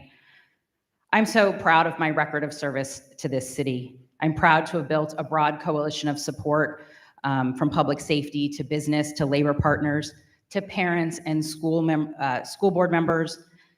This is about relationships. When we make policy, we do it in collaboration with 8 other people as a council member and a mayor. And so having the temperament and having the collaborative skills to work with people to advance an agenda that's best for the 5th District and for the whole city will be key. I'm proud to have that broad coalition of support behind me. I'm proud to have public policy experience, public budgeting experience, and have had the opportunity to advocate both at the state and national level because of the work that I've done. So I'm deeply experienced in the work. I'm deeply committed to my community and to this new 5th District, and I ask for your support and your vote. Thank you so much. Thank you, Ms. Kerr. Mr. Patton, your closing statement, please. Thank you. I am running because I am optimistic about this city. I believe this city has the courage to move forward, to fix what ails us, and to get back on course. And I believe this city has the courage to elect a grassroots candidate who has the courage and, yes, the temperament to actually move us forward, to move us beyond the status quo. So we're not slouching slowly towards a dysfunctional city where homelessness, the inhumanity of it, rising crime, rising environmental issues plague us, and there's a city hall that just doesn't care. We can get back to the Long Beach that we all love, that we want to be able to stay here for future generation and generation after generation. I'm the candidate to do that because I've been working at it for years now. And while I'm not running based on endorsements, I will note I am endorsed by the former 5th District Council members because they are no longer constrained by the political machine and the Sierra Club, and I am here for you. Thank you so much, Mr. Patton. Please join me in thanking these candidates in City Council District 5. Best of luck, you two.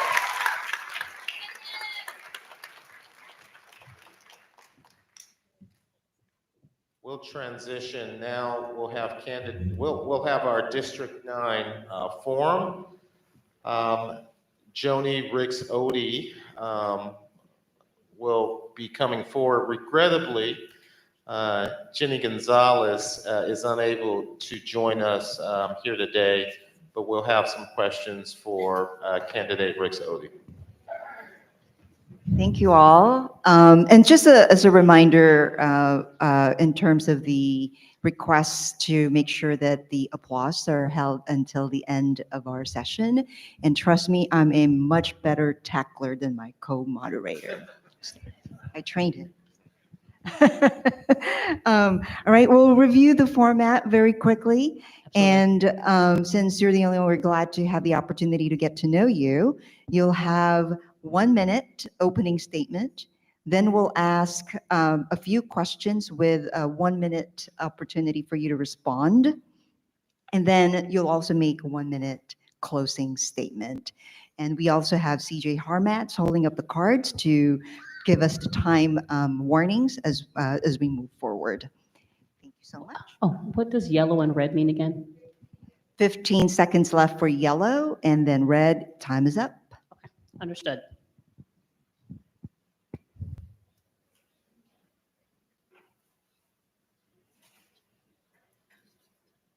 Please begin with your 1-minute opening statement. Good evening, everyone. My name is Dr. Joni Rixodi, and I'm proud to be with you today as a candidate for Long Beach City Council District 9. Over the past decade, I have been hard at work in the 9th District helping to deliver the uptown renaissance that you see today in North Long Beach. I serve on my local neighborhood association board, business improvement district, and on countless city nonprofits. I currently serve as the chair of the Long Beach Planning Commission, where I have had direct impact and vote in bringing new businesses, affordable housing, and economic drivers to my community. Our 9th District community deserves someone who is going to be ready on day one. Someone who will actively and passionately advocate for our community and put an equity lens on things that would serve to disenfranchise us.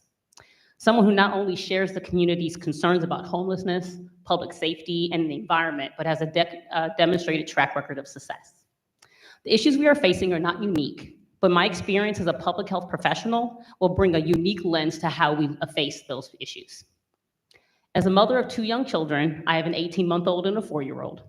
I want to ensure that they are growing up in a community that they can be proud of. Thank you.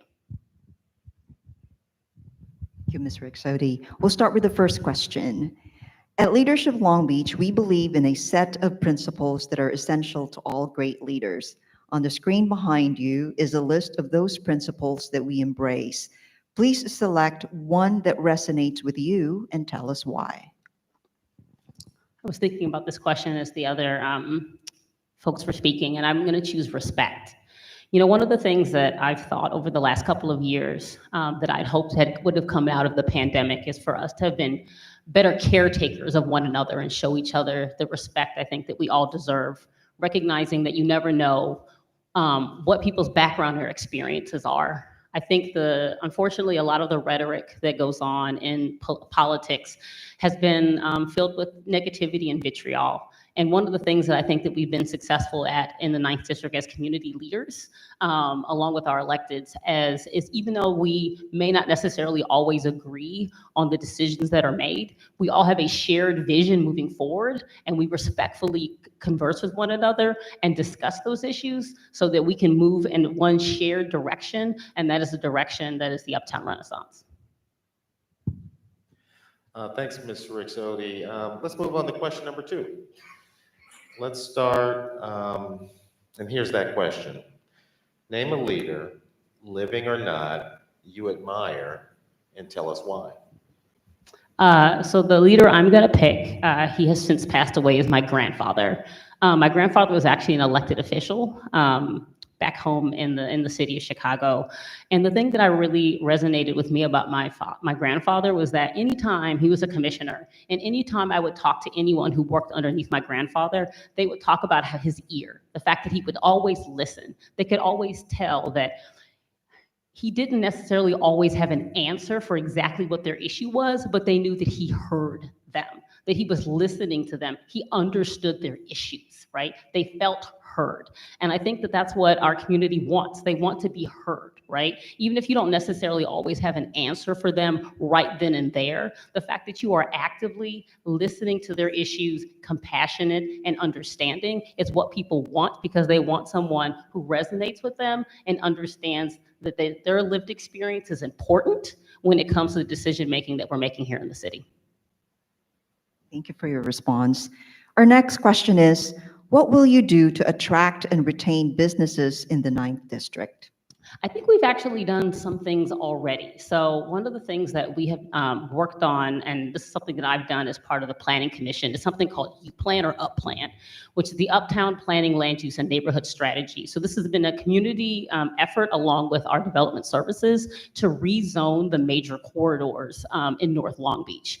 One of the challenges that we've had over the last several decades is that our zoning is outdated, and therefore with zoning in uses like, nuisance, like liquor stores and nuisance hotels and things that did not serve our community. Through UPlan, the community did a re-envisioning process where we talked about what are the things that we want to zone out so we can zone in the things that we want. An example of that is that we had a 99-cent store on Atlantic Avenue that for a long time we could not lease. And once we rezoned that area, we were able to have a health clinic came in that we would normally have not been able to have under the old zoning. And so there's lots of opportunities from a structural standpoint for us to really bring those types of vision and those types of businesses to the community. Thank you for your response. I know you saw that red card that was up, but fear not. You still have the microphone, and it's time for your 1-minute closing statement. I just want to thank you all this evening for being here. I feel like it's a labor of love, and so this is something I want to thank Leisure Long Beach for. It's a labor of love to put on these types of forums, and I just thank you all for being here because you're folks that care, and you care about the trajectory of our city. The reason I'm running is, I always tell people, I have a full-time job, I have small children. I am not running because of self-aggrandizement or because I have a sense of self. I'm running because I feel like I can be a passionate advocate for my community, and I've lived here for a decade and I've been doing the work. And I want to take that experience that I've had sitting on neighborhood association boards, nonprofits, our Uptown Business Improvement District, the Planning Commission, and take that experience to City Council so that I can effectively advocate for my community and make sure that we are bringing the resources that we deserve in the 9th District. So thank you. Thank you, Ms. Rixote. Thank you. And that concludes our section on Council District 9. Thank you for your time. We thank everyone for your time and support and attention. We're taking a short break. However, please do stick around for the Mayor's Forum coming up promptly in, looking at Mr. Galesa, 10 minutes? Got it, 10 minutes. Thank you.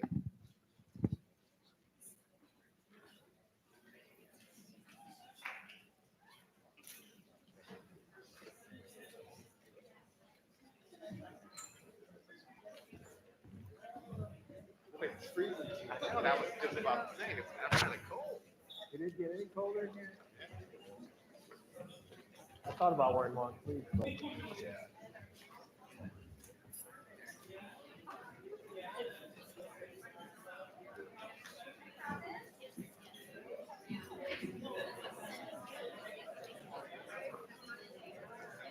Way to go, CJ.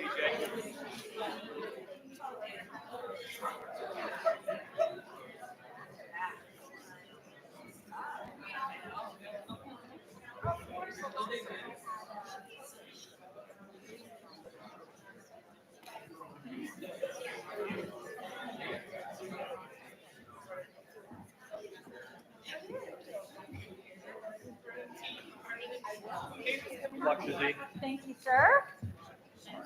Anything you guys need us to do? Just behave. Behave, I'll try. Yes.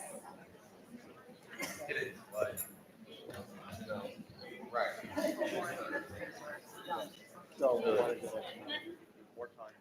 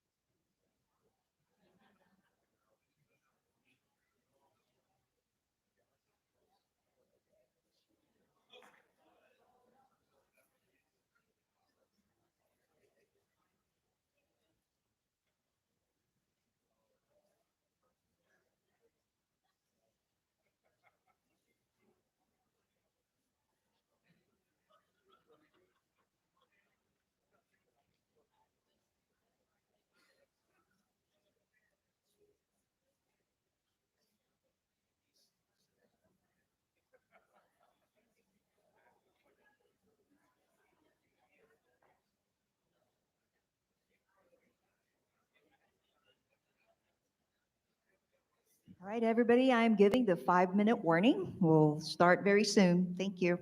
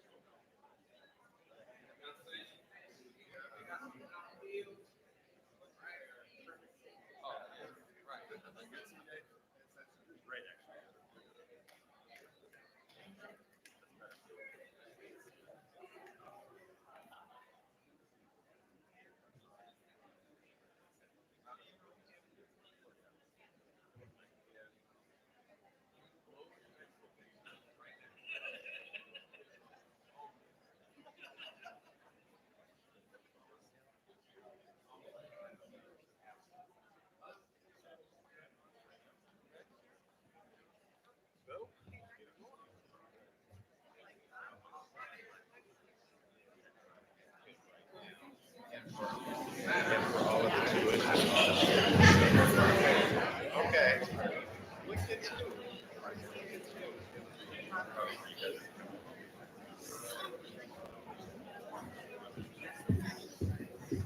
Thank you. Yeah, I think so.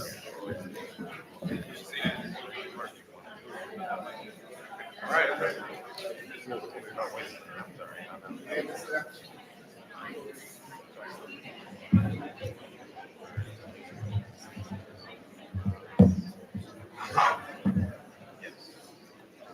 At least you're not wearing a skirt. Okay. Before we jump in, I'd like to invite our city clerk, Monique De La Garza, back to share a few thoughts about the mayor's role in our city. Monique, if you can please join us up front. I'm sorry if I caught you mid-step.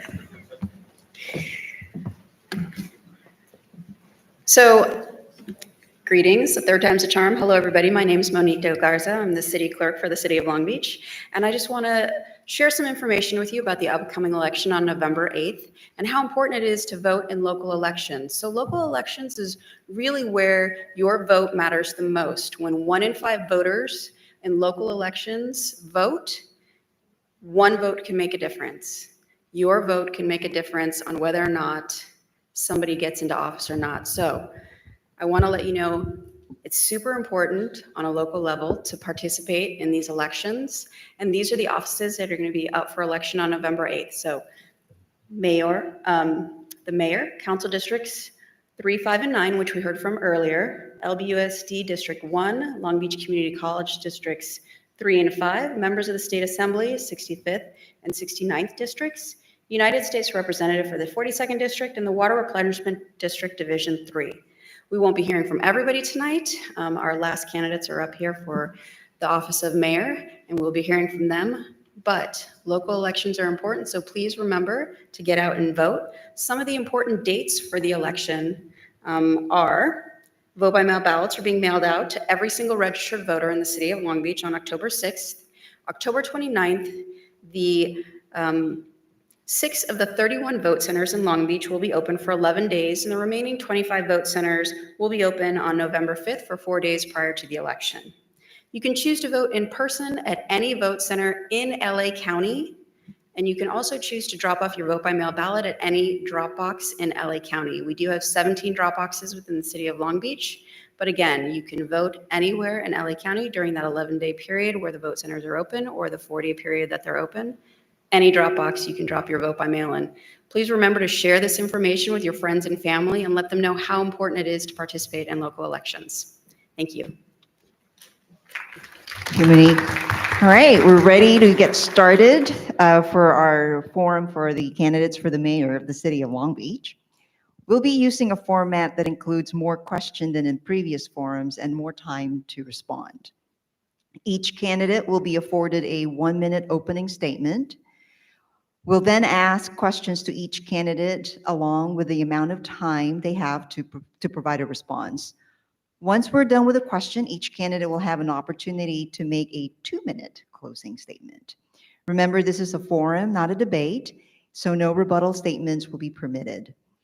Candidates, please take a look at Ms. CJ Harmatz over there. She will be holding up a yellow card when you have 15 seconds remaining and a red card when you are out of time. So please join us in welcoming our candidates for mayor, Rex Richardson and Susie Price.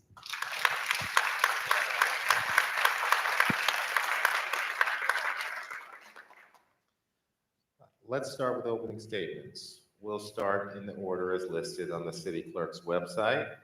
Mr. Richardson, you're up first. Let's hear your opening statement. You have 1 minute.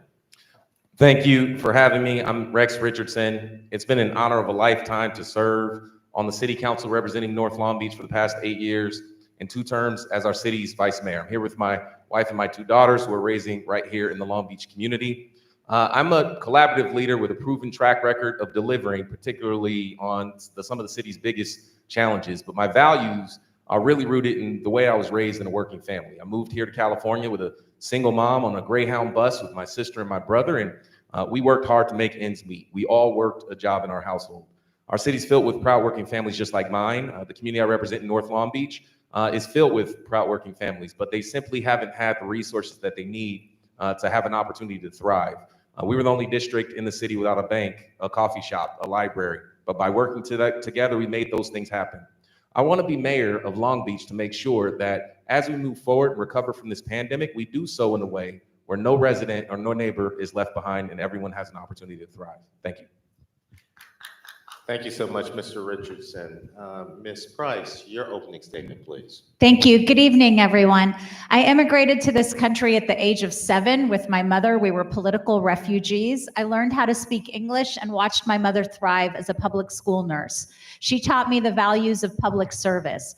Our journey involved living in a lot of different apartments in a lot of different states, but I ended up in Long Beach at the age of 18 and fell in love with this amazing city where I first felt that I belonged. I worked my way through my bachelor's and my master's degree, then went on to law school. My first summer at law school, I helped a young rape victim, and it formed my career as a crime victims advocate and criminal prosecutor for 23 years. I ran for city council 8 years ago because the PTA moms and I wanted a crosswalk. And here I am, 43 crosswalks and flashing beacons later, running for mayor because our city should be about service, not politics. We should be about solving problems for our community, no matter where residents feel. They should feel that they belong, and this city is lifting them up and working hard for them. And I am committed to that, and I am proud to be here tonight, and I look forward to being your next mayor. Thank you. Thank you, Ms. Price. We're going to start with the first question, and we'll start with you, Ms. Price. Remember, you have 1 minute. What would your colleagues on the city council say about your leadership style? It depends what colleagues, doesn't it? I think, the city council is generally very political, and it just depends on who's in office in terms of what they'll say, what their personal motivations would be. But I think everyone would agree that I study issues very carefully, that I'm very hands-on, that I try to study issues from all aspects in terms of leadership, and that I bring people to the table early. I try to engage residents by communicating with them often. I'm very hands-on with the community in terms of what the needs might be, and I make sure that we're working really hard to fight through the noise to find solutions for problems that are faced in the community. I think they would find me to be a customer service expert, as someone who's committed to customer service and serving the residents of the city above all else. And I think they would find, and they would say that I'm a person of conviction with a lot of passion. And I'm proud over the last 8 years to have worked with many different colleagues and to have the support of so many of them that I've worked with over the years. And it's been a great pleasure. Ms. Price. Next, we'll have Mr. Richardson, and I'll repeat the question for you. What would your colleagues on the city council say about your leadership style? I think that my colleagues would call me a collaborative leader who finds what we have in common and builds our progress at that intersection. My district wasn't the only district without a bank. The West Side also didn't have a bank, and so we worked together on that. The Central Long Beach area needs economic development in the same ways that we delivered economic development in North Long Beach, so we formed strong relationships in Central Long Beach. When I was elected vice mayor the very first time, the alignment was the 5th District council member voted with us, and we had a lot in common in terms of making sure that the streets, we had resources to invest in paving streets. I think the way that we're effective as leaders is by finding what we have in common and building that at that intersection so we can actually deliver results for the people who elected us, because we represent the entire city. So I'm a collaborative leader with a proven track record of making the government work in ways that it hadn't in the past. Thank you. Thank you so much, Mr. Richardson. Let's turn back to you, Ms. Price. Values are one of the principles integral to Leadership Long Beach. What event in your life has had a significant impact on the values that shape you as a leader? My mother and I left a country that was experiencing human rights violations. My mother made a difficult decision to leave my father and 3-year-old sister behind to bring me here so that I would have opportunities that women in our country would not have. I've never taken that for granted. I've never taken for granted the opportunity to serve the community is a privilege that I'm honored to have. It has shaped the very foundation of everything that I am. I watched my mom work evening shifts as a nurse at UCLA. I had to sleep in different homes when she was working the 7 to 7 shift. And it wasn't until she got some stability that our family got some stability. I've been working since I was 14. I don't know a day in my life that I have called in sick. Hard work is something I don't take for granted, and I'm really proud of the foundation that my mother made for me and the opportunities that she gave me to thrive as a woman that so many women don't have today. Thank you very much, Ms. Price. Same question, Mr. Richardson, and I'll repeat it. Values are one of the principles integral to Leadership Long Beach. What event in your life has had a significant impact on the values that shape you as a leader? You know, I talked a little bit earlier about moving here to California on a Greyhound bus when I was 11 years old. But the story goes back a bit further. My father was in the Air Force. I was born on Scott Air Force Base in Belleville, Illinois. My mother was a welder at General Motors in Wentzville, Missouri. When they divorced, we moved around a lot. I went to 14 public schools across 5 different states. We ultimately landed down in Alabama, where my mother's from. It's a small town in Alabama where my mother was one of the first 5 people who integrated her schools. When she was 7 years old, the age of my oldest daughter. She was taught that value of standing up for yourself and speaking up, particularly when you're the first to do something. And those values passed on to me. When we came to California, it wasn't easy. We had a 2-bedroom apartment. My mother had 1 room. My sister and brother shared a room. So I ended up sleeping on the couch. My daughter loves that story. But we all worked. I worked at Jack in the Box. My mom worked at Arby's. My sister worked at the stationery shop. We all contributed. I paid the light bill. She paid the phone bill. My mom paid the rent. That hard work and determination is what drives me to help support every resident in our city, because I think government should help people. Thank you. Thank you, Mr. Richardson, and we'll have the next question for you. Many believe that public discourse has become disrespectful and downright mean at times over the last few years. As leaders, we know that modeling the way is an essential leadership behavior. If elected, how will you model the way as mayor for your colleagues and the public? I think waiting until you're mayor is too late. The way that we campaign as candidates should tell you a lot about the way you're going to serve as mayor. I'm proud that we've been a campaign that's maintained a positive tone. We haven't attacked our opponent. We've unified our city in meaningful ways. I'm proud that by working together, we've overcome the odds. No one from North Long Beach has ever gotten this far. Not a state assembly seat, not a mayor's seat, a city auditor, a prosecutor, nothing. But we were proud that by working together and figuring out where our interests intersect and a vision that brings us together, we were able to win in 7 out of 9 council districts in the primary, while facing significant attacks that set bad examples for our politics in our communities.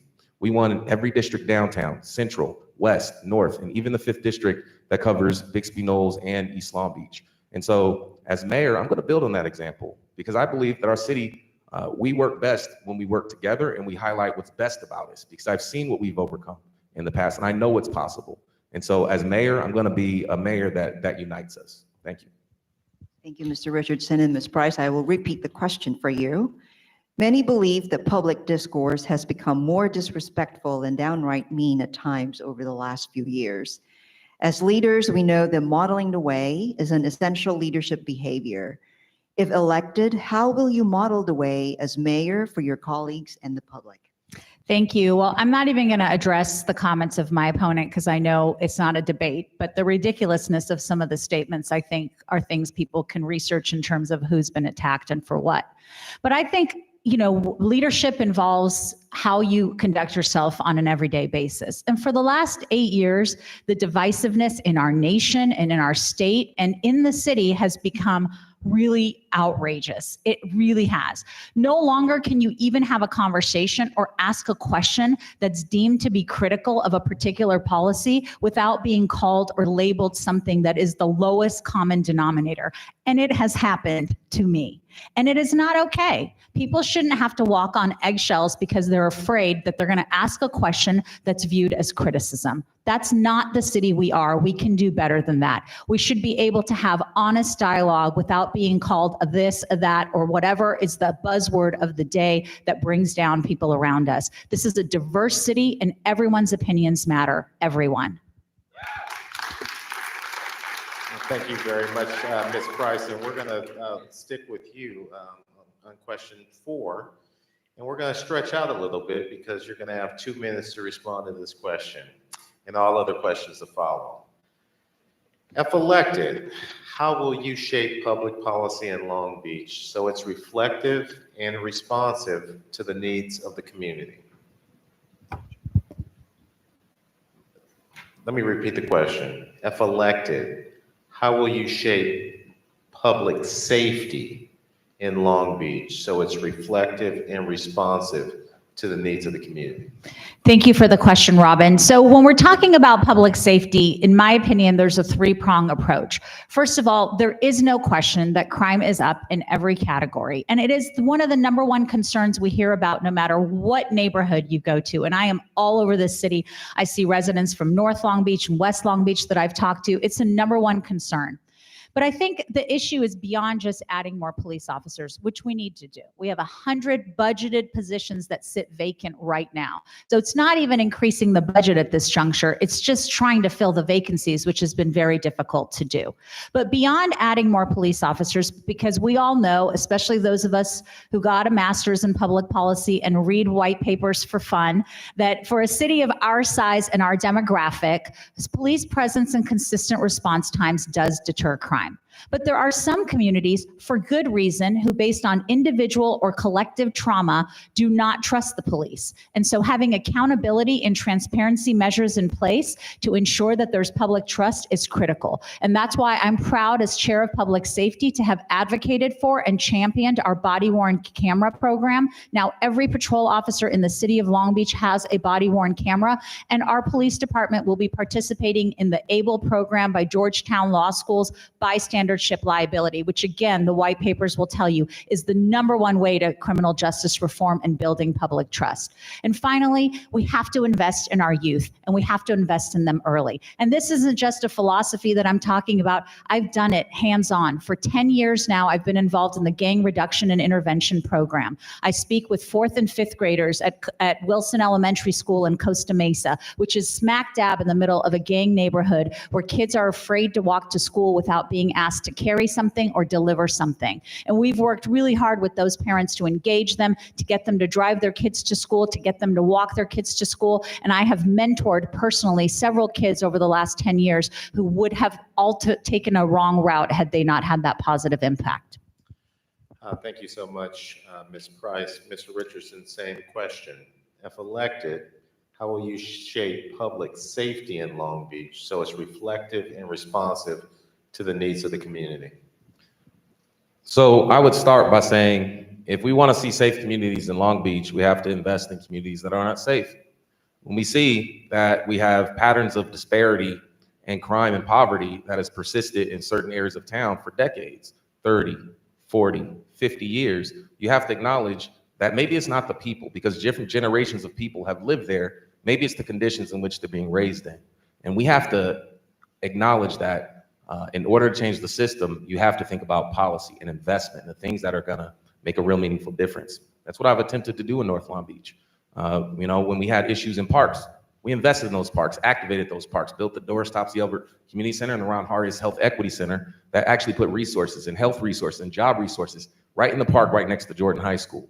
We invested in things like creating an uptown business district to have additional patrols in the community. I knocked on those doors of those businesses as Chief of Staff to Steve Neal and talked with those businesses about adding additional security. When we saw crime increase at the height of the pandemic, we leaned in North Long Beach and said, let's go knock on doors. We invested in a program called Community Walks.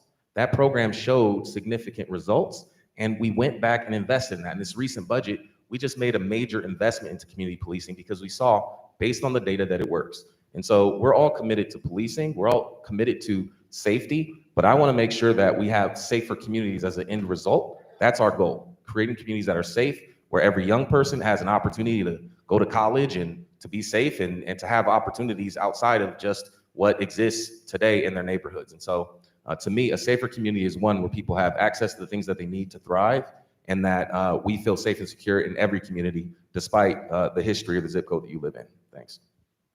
Thank you, Mr. Richardson. For the next question, we'll start with you, Mr. Richardson. And once again, you'll have 2 minutes to respond. Would you incentivize businesses to establish roots in historically underserved communities in Long Beach? And if so, how?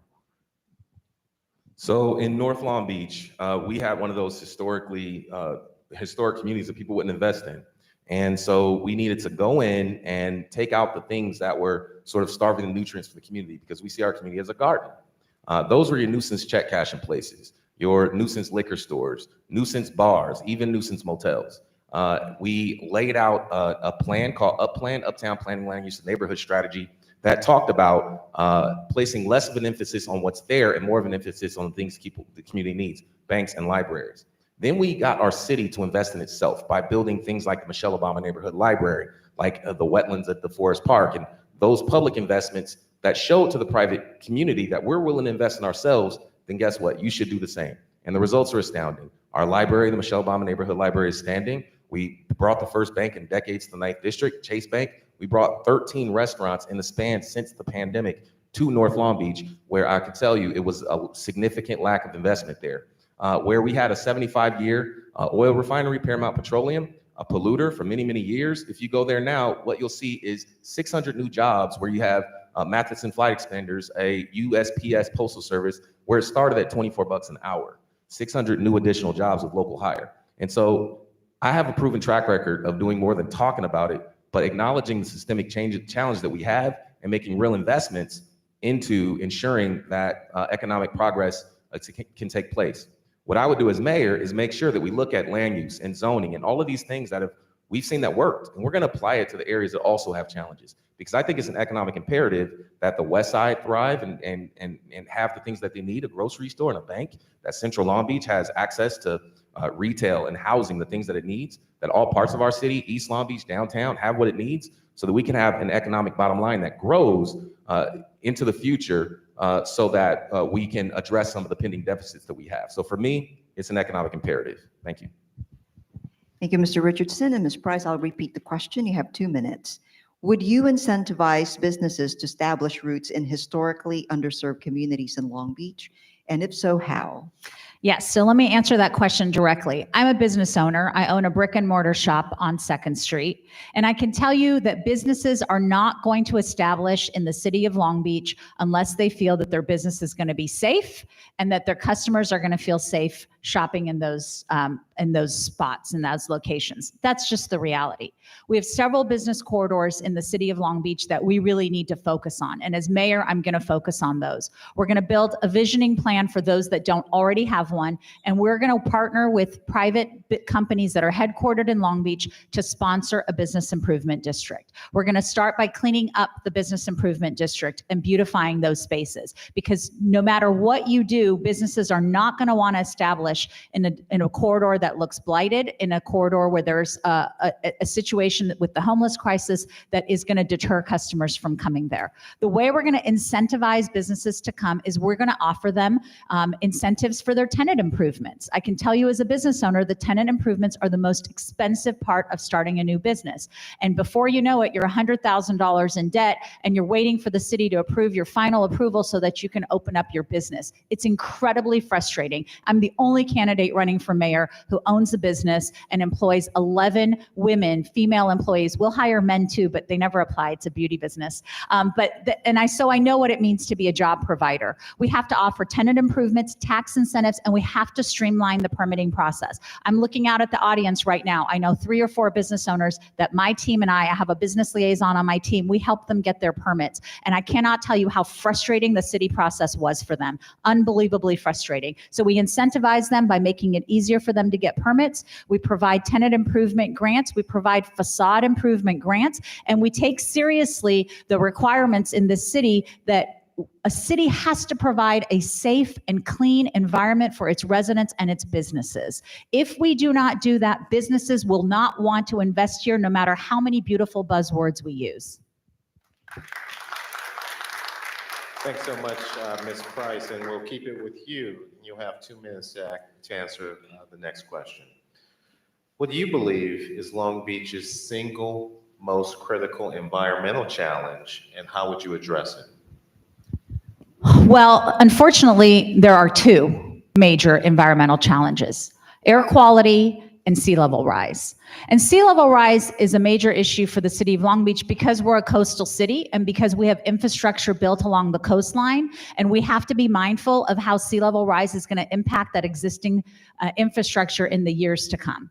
I'm proud that for the last 8 years, I have served as the chair of the Los Cerritos Wetlands Authority, and I'm familiar with much of the coastline because I've represented it for the last 8 years. I understand the challenges that residents and businesses and infrastructure faces when we have high tides with flooding and an intrusion of water into the homes and private infrastructure and public infrastructure. And so we have to have short, middle, and long-term goals for our sea level rise crisis, and our climate action adaptation plan sets out some of those goals. And as mayor, I'll be committed to working with our climate officer to make sure that we're implementing those solutions. But air quality is a major challenge in the city of Long Beach. I have chaired or vice chaired the Alameda Corridor Transportation Authority for over 7 years now. And I can tell you that the pollution that comes from the port is not sustainable. We cannot continue to have that type of pollution impact the residents of the city in the way that it has been. We have the worst air quality in the nation as a result of port operations. So things like incentivizing short haul rail to get the trucks off the road is something we need to do. Things like investing in electric charging infrastructure, because even if we were to go electric tomorrow, we don't have the infrastructure or the power capability in the city of Long Beach to be able to accommodate that transition. The next 7 to 10 years are going to be a huge period of time for us to work together on both air quality and sea level rise. And we have a short window, but we have to start acting now with some of the short-term proposals. Things as simple as building urban forests and investing in those need to happen now. Thank you for that response. Mr. Richardson, let me repeat the question, and you'll have 2 minutes. What do you believe is Long Beach's single most critical environmental challenge, and how would you address it? I think the environmental justice is the challenge, and it manifests in a number of ways. I think when we talk about climate and climate change and the impacts on families, sea level rise is incredibly important, but it's not the only challenge. In the district I represent, we're the furthest away from the ocean, and we're 10 degrees hotter on most days of summer. You have students who are going to school and don't have air conditioning. It's a significant issue that we need to invest in. We have cooling centers that don't work. When I as the council member of the 9th District, our Houghton Park Cooling Center, the AC went out every single year until we finally invested the money to rebuild the center. We also are the furthest from the ocean, and we don't have a pool. I've worked hard and identified the resources to do the design of that pool, but the next mayor is going to have to prioritize building a pool that's not on the ocean and closer to where people actually need access to it. I also think that in addition to heat and sea level rise, air quality is significantly important. I represent the area that's at the intersection of the 91 to 710 freeway, so we have significant impacts as it relates to dirty trucks. 2 years ago, I stepped forward and ran to join the South Coast Air Quality Management District, which is the board that represents these areas. I chair the Marine Ports Committee, and we got to work. I immediately called in the LA Times to implement a clean truck fee that puts $20 per TEU, per truck, that creates a $90 million fund annually that will help turn those dirty diesel trucks into electric trucks and help fund the infrastructure to make it happen. The ports both have now enacted that. I also championed a rule on refineries that says you can't buy credits from some other county. You have to be responsible for the emissions on site. And so we passed the landmark refinery rule on air quality. And the other thing that I've really placed the focus on is sort of open space. I represent one of the park poor areas in town, but our whole west part of town is park poor. We need to make sure that our investments and our budget reflect and we place the equity lens on the things we need around our LA River and across our community to make sure we all have open space. Thank you. Thank you. For the next question, Mr. Richardson, we'll start with you, and you have 2 minutes. The roots of homelessness are complex and varied. Beyond creating more affordable housing, what would you do to address the causes contributing to homelessness?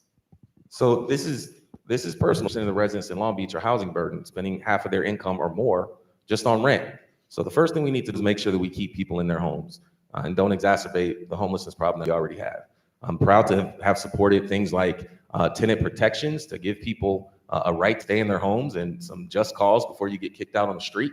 I'm proud of those protections. I do believe you said without housing, but I think we do need to acknowledge that housing is a core problem.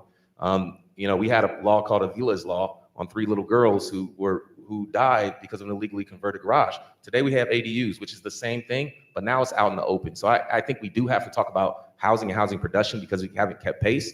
We need to also talk about root causes like mental health and poverty and substance use. And I have a proposal in my HOPE plan that's housing, outreach, pathways, and expanding mental health services to build on the success we already have by being one of 3 cities with our own health department by expanding into mental health services. A number of cities already do this.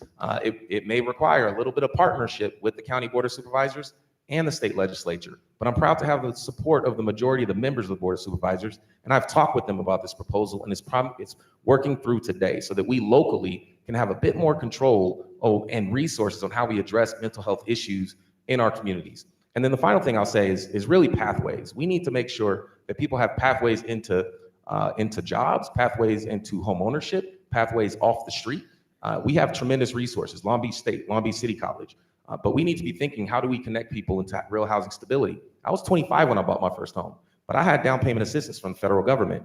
I want to propose down payment assistance for city employees. Well, if you work for our city, let's help you buy a home here, and you can live here, and maybe we help you with the retention issue that we have. I championed a down payment assistance program as a part of our Recovery Act, which is actually about to launch just this year, down payment assistance. And so I think we need to work smarter about acknowledging the challenges that people have, because everyone will simply need housing. And I believe that housing is a human right, and we need to do more to help people stay in their homes. Thank you. Mr. Richardson. And Ms. Price, I'll repeat the question for you, and you have 2 minutes. The roots of homelessness are complex and varied. Beyond creating more affordable housing, what would you do to address the causes contributing to homelessness? Thank you for the question. So I didn't mention in my opening because we didn't have a lot of time, but one of the things I do now is I'm a supervisor and I oversee all of the courthouses in our county. And I also oversee the unit that I helped create, which is the Recidivism Reduction and Mental Health Unit. We oversee homeless court and all of our diversion programs and veterans court. I go out on homeless ride-alongs all the time. I am the architect of the First Point program. I ask you to Google it. It's all about helping people with homelessness. Anyone who tells you that housing is the solution to our current homeless crisis has not done much homeless outreach. We have 3 categories of people that are experiencing homelessness that are treated very differently in order to get effective results. The category of folks that are experiencing financial hardship that need a place to live are generally the easiest for the city to connect to services because we can work with them on housing vouchers, connecting them to transitional housing. They will accept services. Those suffering from mental health and substance abuse will not accept as readily, and they need consistent daily street outreach in order to be able to be connected to services. The data shows, again, the white papers will tell you, around day 8 or 10 of daily contact, someone will associate you with positivity and accept your recommendation to go into services. Partnering, the city should partner with the many nonprofits that we have, like the Long Beach Rescue Mission and Salvation Army and Christian Outreach and Action and Mental Health America, to expand our capacity and have an outreach team for each council district. We will reduce our numbers by expanding our street outreach. I promise you that. I see it done every day. Please Google the First Point program and learn about what street outreach can really do. We're not doing it effectively in the city of Long Beach. I know I've heard this conversation about making mental health services in-house in the city. We can't do that. In 2004, the voters of this state passed the Mental Health Services Act. They enumerated 2 cities that can have control over mental health, a Tri-City and City of Berkeley. And Long Beach is not one of them. It would take a voter initiative to reverse that. Thank you, Ms. Price. We're going to keep it with you on our next question. As you know, the governor and other leaders have called for an end to oil drilling here in California. Should we take this approach? If so, how do we replace the revenue we will lose from phasing out oil operations? So that is an excellent question. Oil is a part of Long Beach. Long Beach is an oil town. That is the reality of the history of Long Beach. If you study the history of this city, you will find that we are one of the coastal cities that has the most oil operations. And they are businesses that operate in this city. And every single member of the city council has accepted money from them, just like any other business. Some have even accepted thousands thousands more than others. But the bottom line is that these businesses are businesses that we need to phase out over time. The next 7 to 10 years are going to be a critical period for us to phase off of oil. And we're starting the process of doing that. We have, of our 9 enterprise funds, we have 2 that are entirely dependent on oil revenues. We need to figure out how we're going to replace the revenue in those 2 enterprise funds once oil operations stop. They're going to start to reduce over the course of the next few years, and we're going to have to fold those expenses into the general fund. So for example, the Tidelands Fund is an enterprise fund where oil revenue can only be spent in the Tidelands area, which is from the water to the concrete. If we don't have the Tidelands Fund, then we're going to have to figure out a way to pay for facilities like this, the aquarium that we're sitting in today, the bathrooms and the playgrounds along the beaches, the beach bike pathway, facilities that are built along the beach, all the concession stands. Those are going to be a shared burden because this city is about equity and making sure that every district and every community has access to the resources provided in this city. And in order for us to phase off of oil and not depend on that money, we're going to have to be having a real honest conversation about how we increase revenue in this city. We increase revenue by attracting and retaining businesses. We do not increase revenue in this city by continuing to tax the residents. And so we have to think about how we are going to work on increasing our revenue in this city so that we can make up for the $20 to $30 million a year in Tidelands funds and the other funds that we have. Thank you so much, Ms. Price. Turning to you, Mr. Richardson, let me repeat the question. As you know, the governor and other leaders have called for an end to oil drilling here in California. Should we take this approach? And if so, how do we replace the revenue we lose from phasing out oil operations? 2 minutes, please. Thank you. I think first, we have to acknowledge that oil is Long Beach's past, but it's not Long Beach's future. And it's time that we focus on the future. I'm raising children in this community. And I understand the history of oil. I've seen There Will Be Blood with Daniel Day-Lewis. I know the history, but I also know that when I joined the city council, and she's right, everybody accepted the $400 contributions from folks like Signal Hill Petroleum and the others.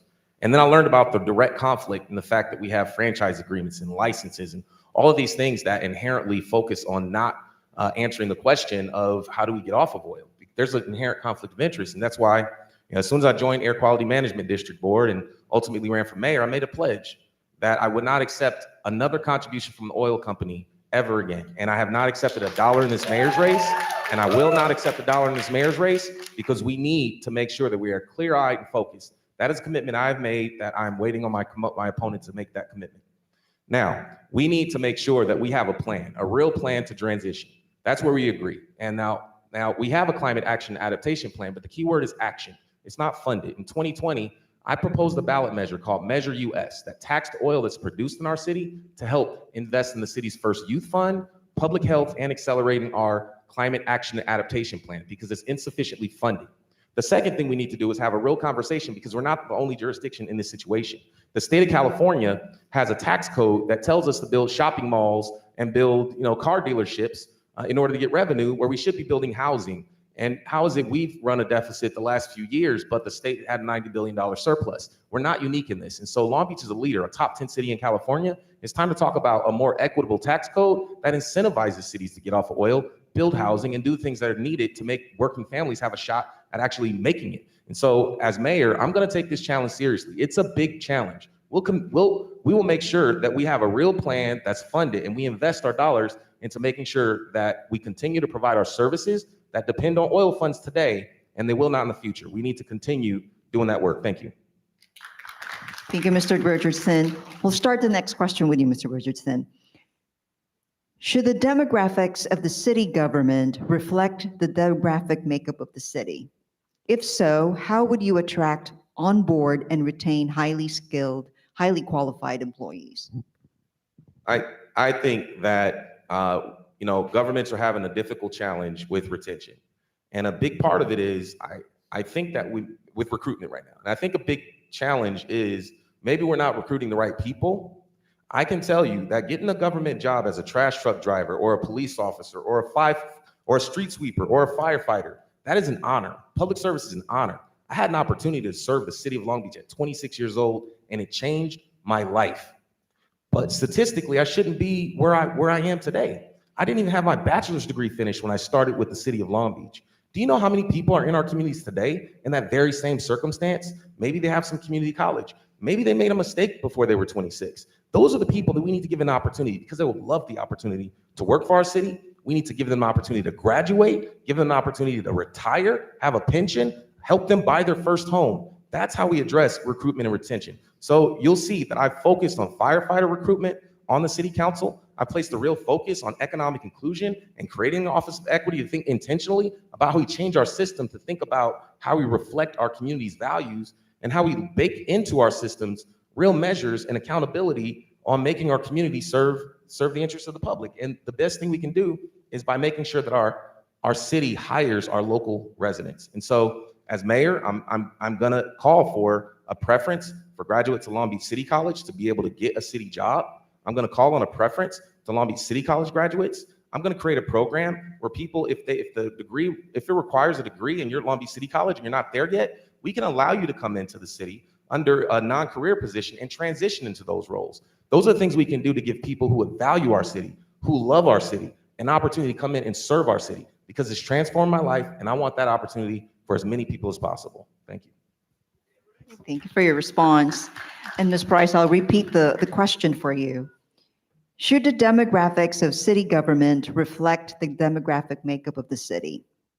If so, how would you attract, onboard, and retain highly qualified employees?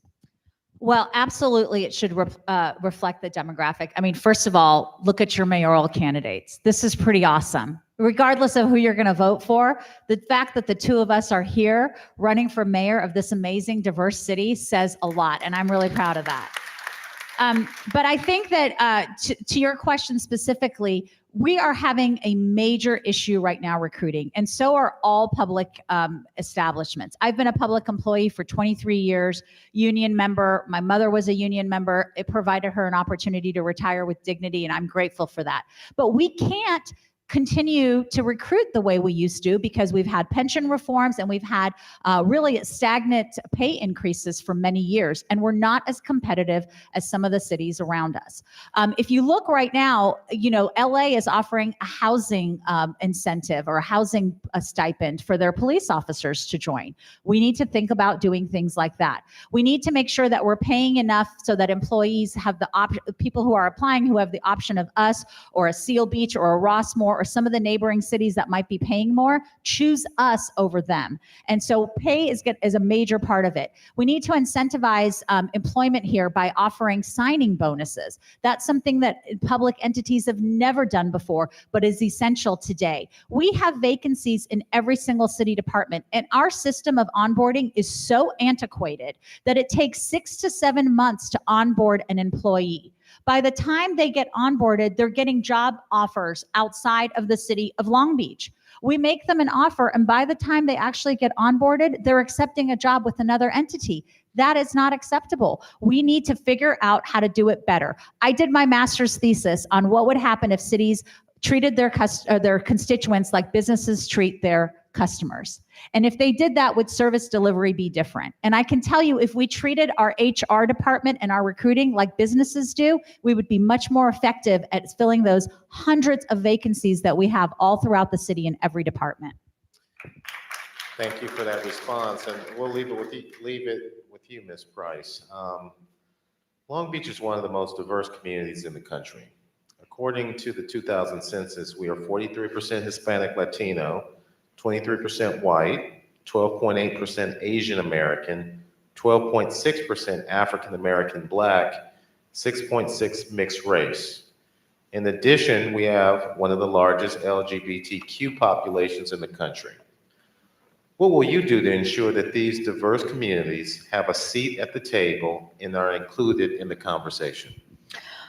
Well, first of all, let's just start with the premise that I am not part of dominant culture. My mother and I are not part of dominant culture. And I've never worked in an environment where I've been part of the dominant culture. So I understand how important it is for us to make sure that everyone feels included and feels a part of the city that they live in and has access and opportunity. We had to fight for that. I had to fight for that with my mother growing up, for us to be civically engaged. It was not easy. So making those opportunities easy for people and making them feel welcome and feel like they belong is critical. The thing I hear about Long Beach everywhere I go, no matter what community I'm in, is that people feel like Long Beach makes them feel like they belong, that they're part of something. It's what's different from other cities, for anyone who's lived in other cities. And everybody feels that way. And we need to do our best to make sure that those who don't feel that way feel that way.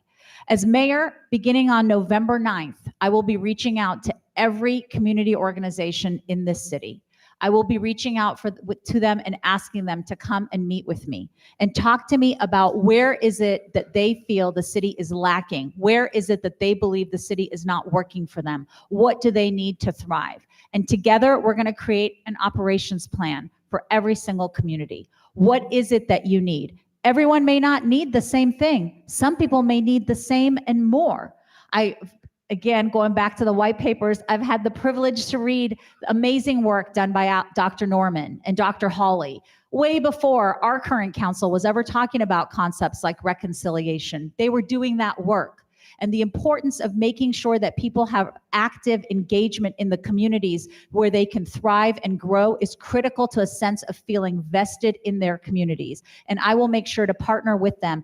I'm not going to presume to know what the needs of all of the communities are, what they need to belong. They're going to tell me that, and together we're going to partner to make it happen. Thank you, Ms. Price. Mr. Richardson, same question. Long Beach is one of the most diverse communities in the country. According to the last census, we're 43% Hispanic Latino, 23% white, 12.8% Asian American, 12.6% African American Black, 6.6% mixed race. In addition, as you know, we have one of the largest LGBTQ populations in the country. What will you do to ensure that these diverse communities have a seat at the table and are included in the conversation? Well, first, I think I want to just note that, of course, we are diverse. Diversity is a fact. That doesn't necessarily mean that we are inclusive. Diversity is a challenge to be more inclusive. When you have 17-year difference in life expectancy in our communities, when you see that you have generations of poverty, you have to ask the questions why that is. We are diverse. Why haven't we adjusted our systems to make a difference? So I would say, first, your question used the term seat at the table. Having a seat at the table and simply having a diverse council is not enough. We have to talk about what's being spoken at that table that's going to make a meaningful difference in people's lives. We are a city that, if we think about sort of this history, it's all connected to policy and systems. I'll give you a clear example. We have a budget oversight committee in the city, and 3 council districts have never had representation. In fact, the 9th district has never been on the budget committee. The 1st district has never sat on the budget committee. The 6th district did for a 2-year period under Laura Richardson. So these are 3 of the poorest districts in our city, and they've never even served on our budget committee. You have to acknowledge systems. This isn't that a 9 council members just decided to create poverty. You have 40 years of disparity. You have to think about a system solution, and that's what we're beginning to do in the city. I'm proud to have championed the establishment of the city's Office of Equity. Initially, there was a challenge with the word equity, right? We called it the Office of Racial Equity. It was watered down by the city council. And the talk was, how are we more strategic about how we can make investments, how we can place an equity lens on policies that we shape as a city so we understand the impacts of our decisions. We were proud that during the pandemic, we placed an equity lens on every agenda item that came forward. So staff had to say how we're acknowledging race and how we are either improving or worsening the problem. Only by committing to an equity lens and making real changes in terms of policy will we have the means to change that 17-year difference in life expectancy and make sure that everyone, no matter your zip code, has an opportunity to thrive. Thank you. Thank you, Mr. Richardson. We'll move to our final question before your closing statement. Remember, you'll have 2 minutes to answer this next question, and we'll start with you, Mr. Richardson. Here's the question. What are the top 3 issues facing our city, and how will you address them? Well, I think I would say the first issue is the intersection of the rising cost of housing and homelessness. Renters in our city, young people, seniors are truly concerned about the rising cost of housing and keeping a roof over their heads or being pushed out to a different community, while you have folks with real concerns around homelessness and safety and quality of life in their communities. And I think when you put those issues together, they become a very unifying issue. It becomes less about not in my backyard, more about solutions. So I would say rising costs of homelessness and housing, rising costs of housing and homelessness is the first issue. Before I go further, I want to sort of address something a bit deeper on homelessness, on why I want to double down on housing and shelter and capacity is important to that. Yes, we both agree on outreach. The challenge is when I go out with the reach teams, and I just went out a month ago, if they talk to somebody 15 times, 16 times, when they finally say, yes, I'm ready to come off the street, they tell them, okay, it'll be 3 weeks until the next door opens. Okay, 3 weeks, you come back, that person's no longer ready to come off the street. So we have to build our own capacity to deal with it. The state, the county is not going to save us. We're going to have to continue to build shelter, build housing. And this is a conversation that we need to, ultimately own. I was proud to be the council member who led the charge on building the 31st municipal shelter. We had played hot potato every year with the winter shelter. Is it going to go to the 1st district, the 8th, the 9th? But we never had a permanent shelter. And we did it now. But since we've done that, we've seen 3 additional Project Room Key sites open up across the city. And we just acquired Luxury Inn, the worst nuisance motel in the entire city, to create the 4th. We're owning the issue. We're creating the capacity to deal with it. That complemented with outreach and root causes can address that issue. The other 2 things I would say are just sort of connected. I think that we need to certainly address issues with respect to safety and crime. And we do so by investing in communities that are unsafe, making sure we have a healthy city with a well-resourced police department, and investing in youth. And then the final thing I would just say is making sure we have a recovery to the pandemic that is inclusive. Thank you. Thank you, Mr. Richardson. Ms. Price, I'll repeat the question for you, and you also have 2 minutes. What are the top 3 issues facing our city, and how will you address them? Thank you. The top 3 issues are homelessness, crime, and affordability. In regards to homelessness, the city cannot continue to solve this problem or try to solve this problem on its own. We had a 62% increase. We're now up to 3,300 people experiencing homelessness, while cities around us saw a reduction. We are not doing this the way that we can be doing this to effectuate results. Councilman Richardson is correct. We may have to have a waiting list if we're relying only on what the city provides as transitional housing. And I'm proud to have one in my neighborhood that is actually has had hundreds of people have gone on to permanent supportive housing from it. And I live across the street from it. I'm proud of it. But we should be partnering with our nonprofits. The Long Beach Rescue Mission right now has 86 beds available right now for people to go.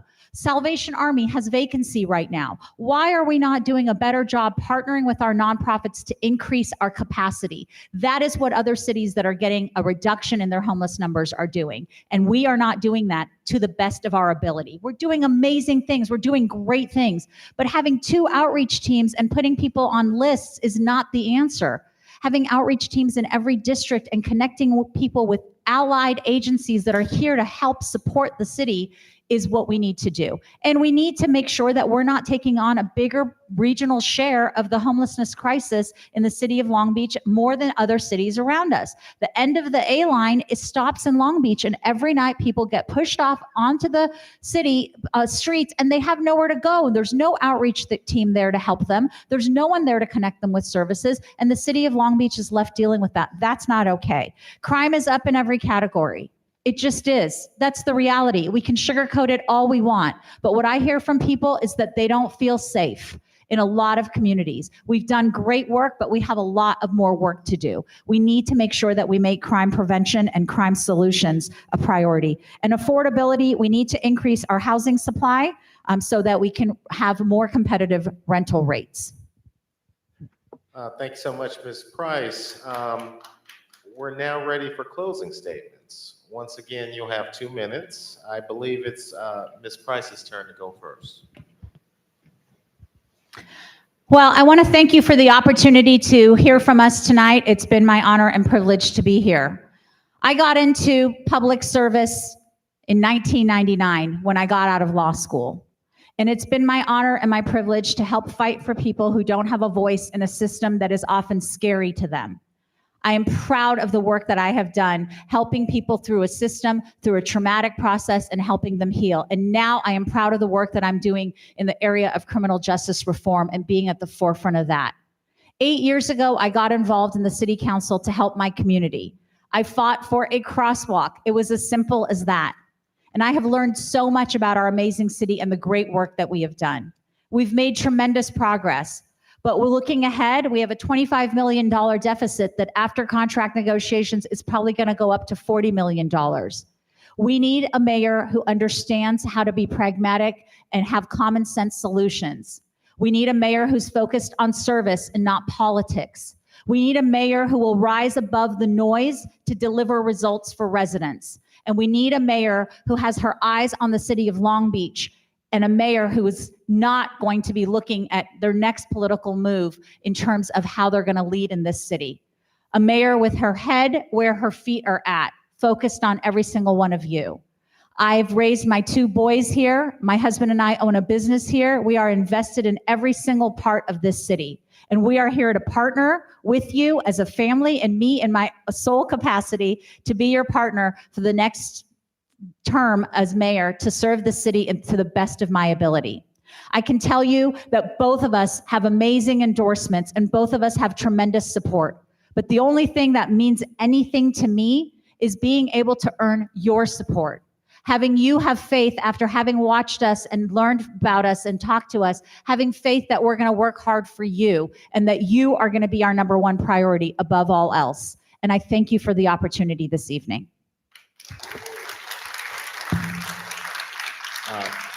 Thank you, Ms. Price. Mr. Richardson, your closing statement, please. Fantastic, thank you.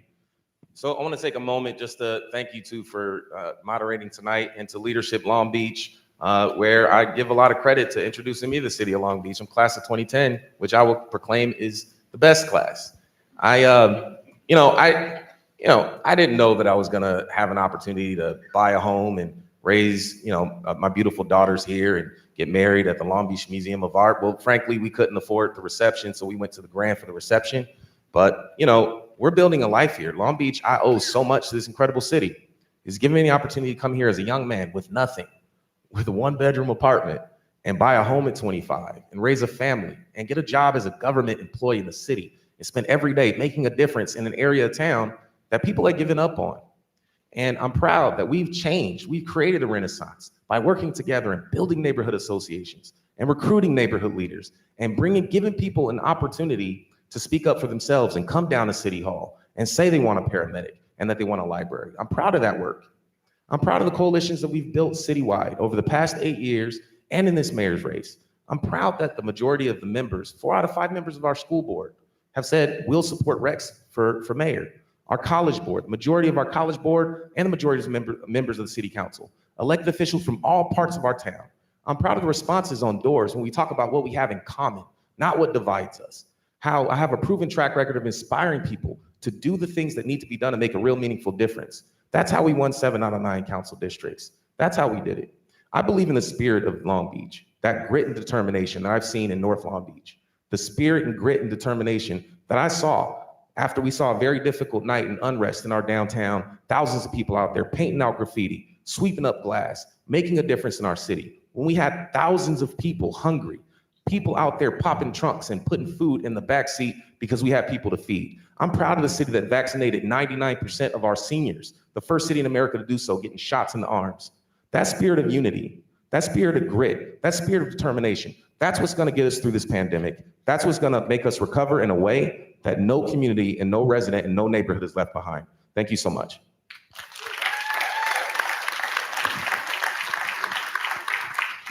Thank you both. This concludes our forum for our candidates for the next mayor of Long Beach. Please join me in thanking our courageous candidates. Good luck to everyone.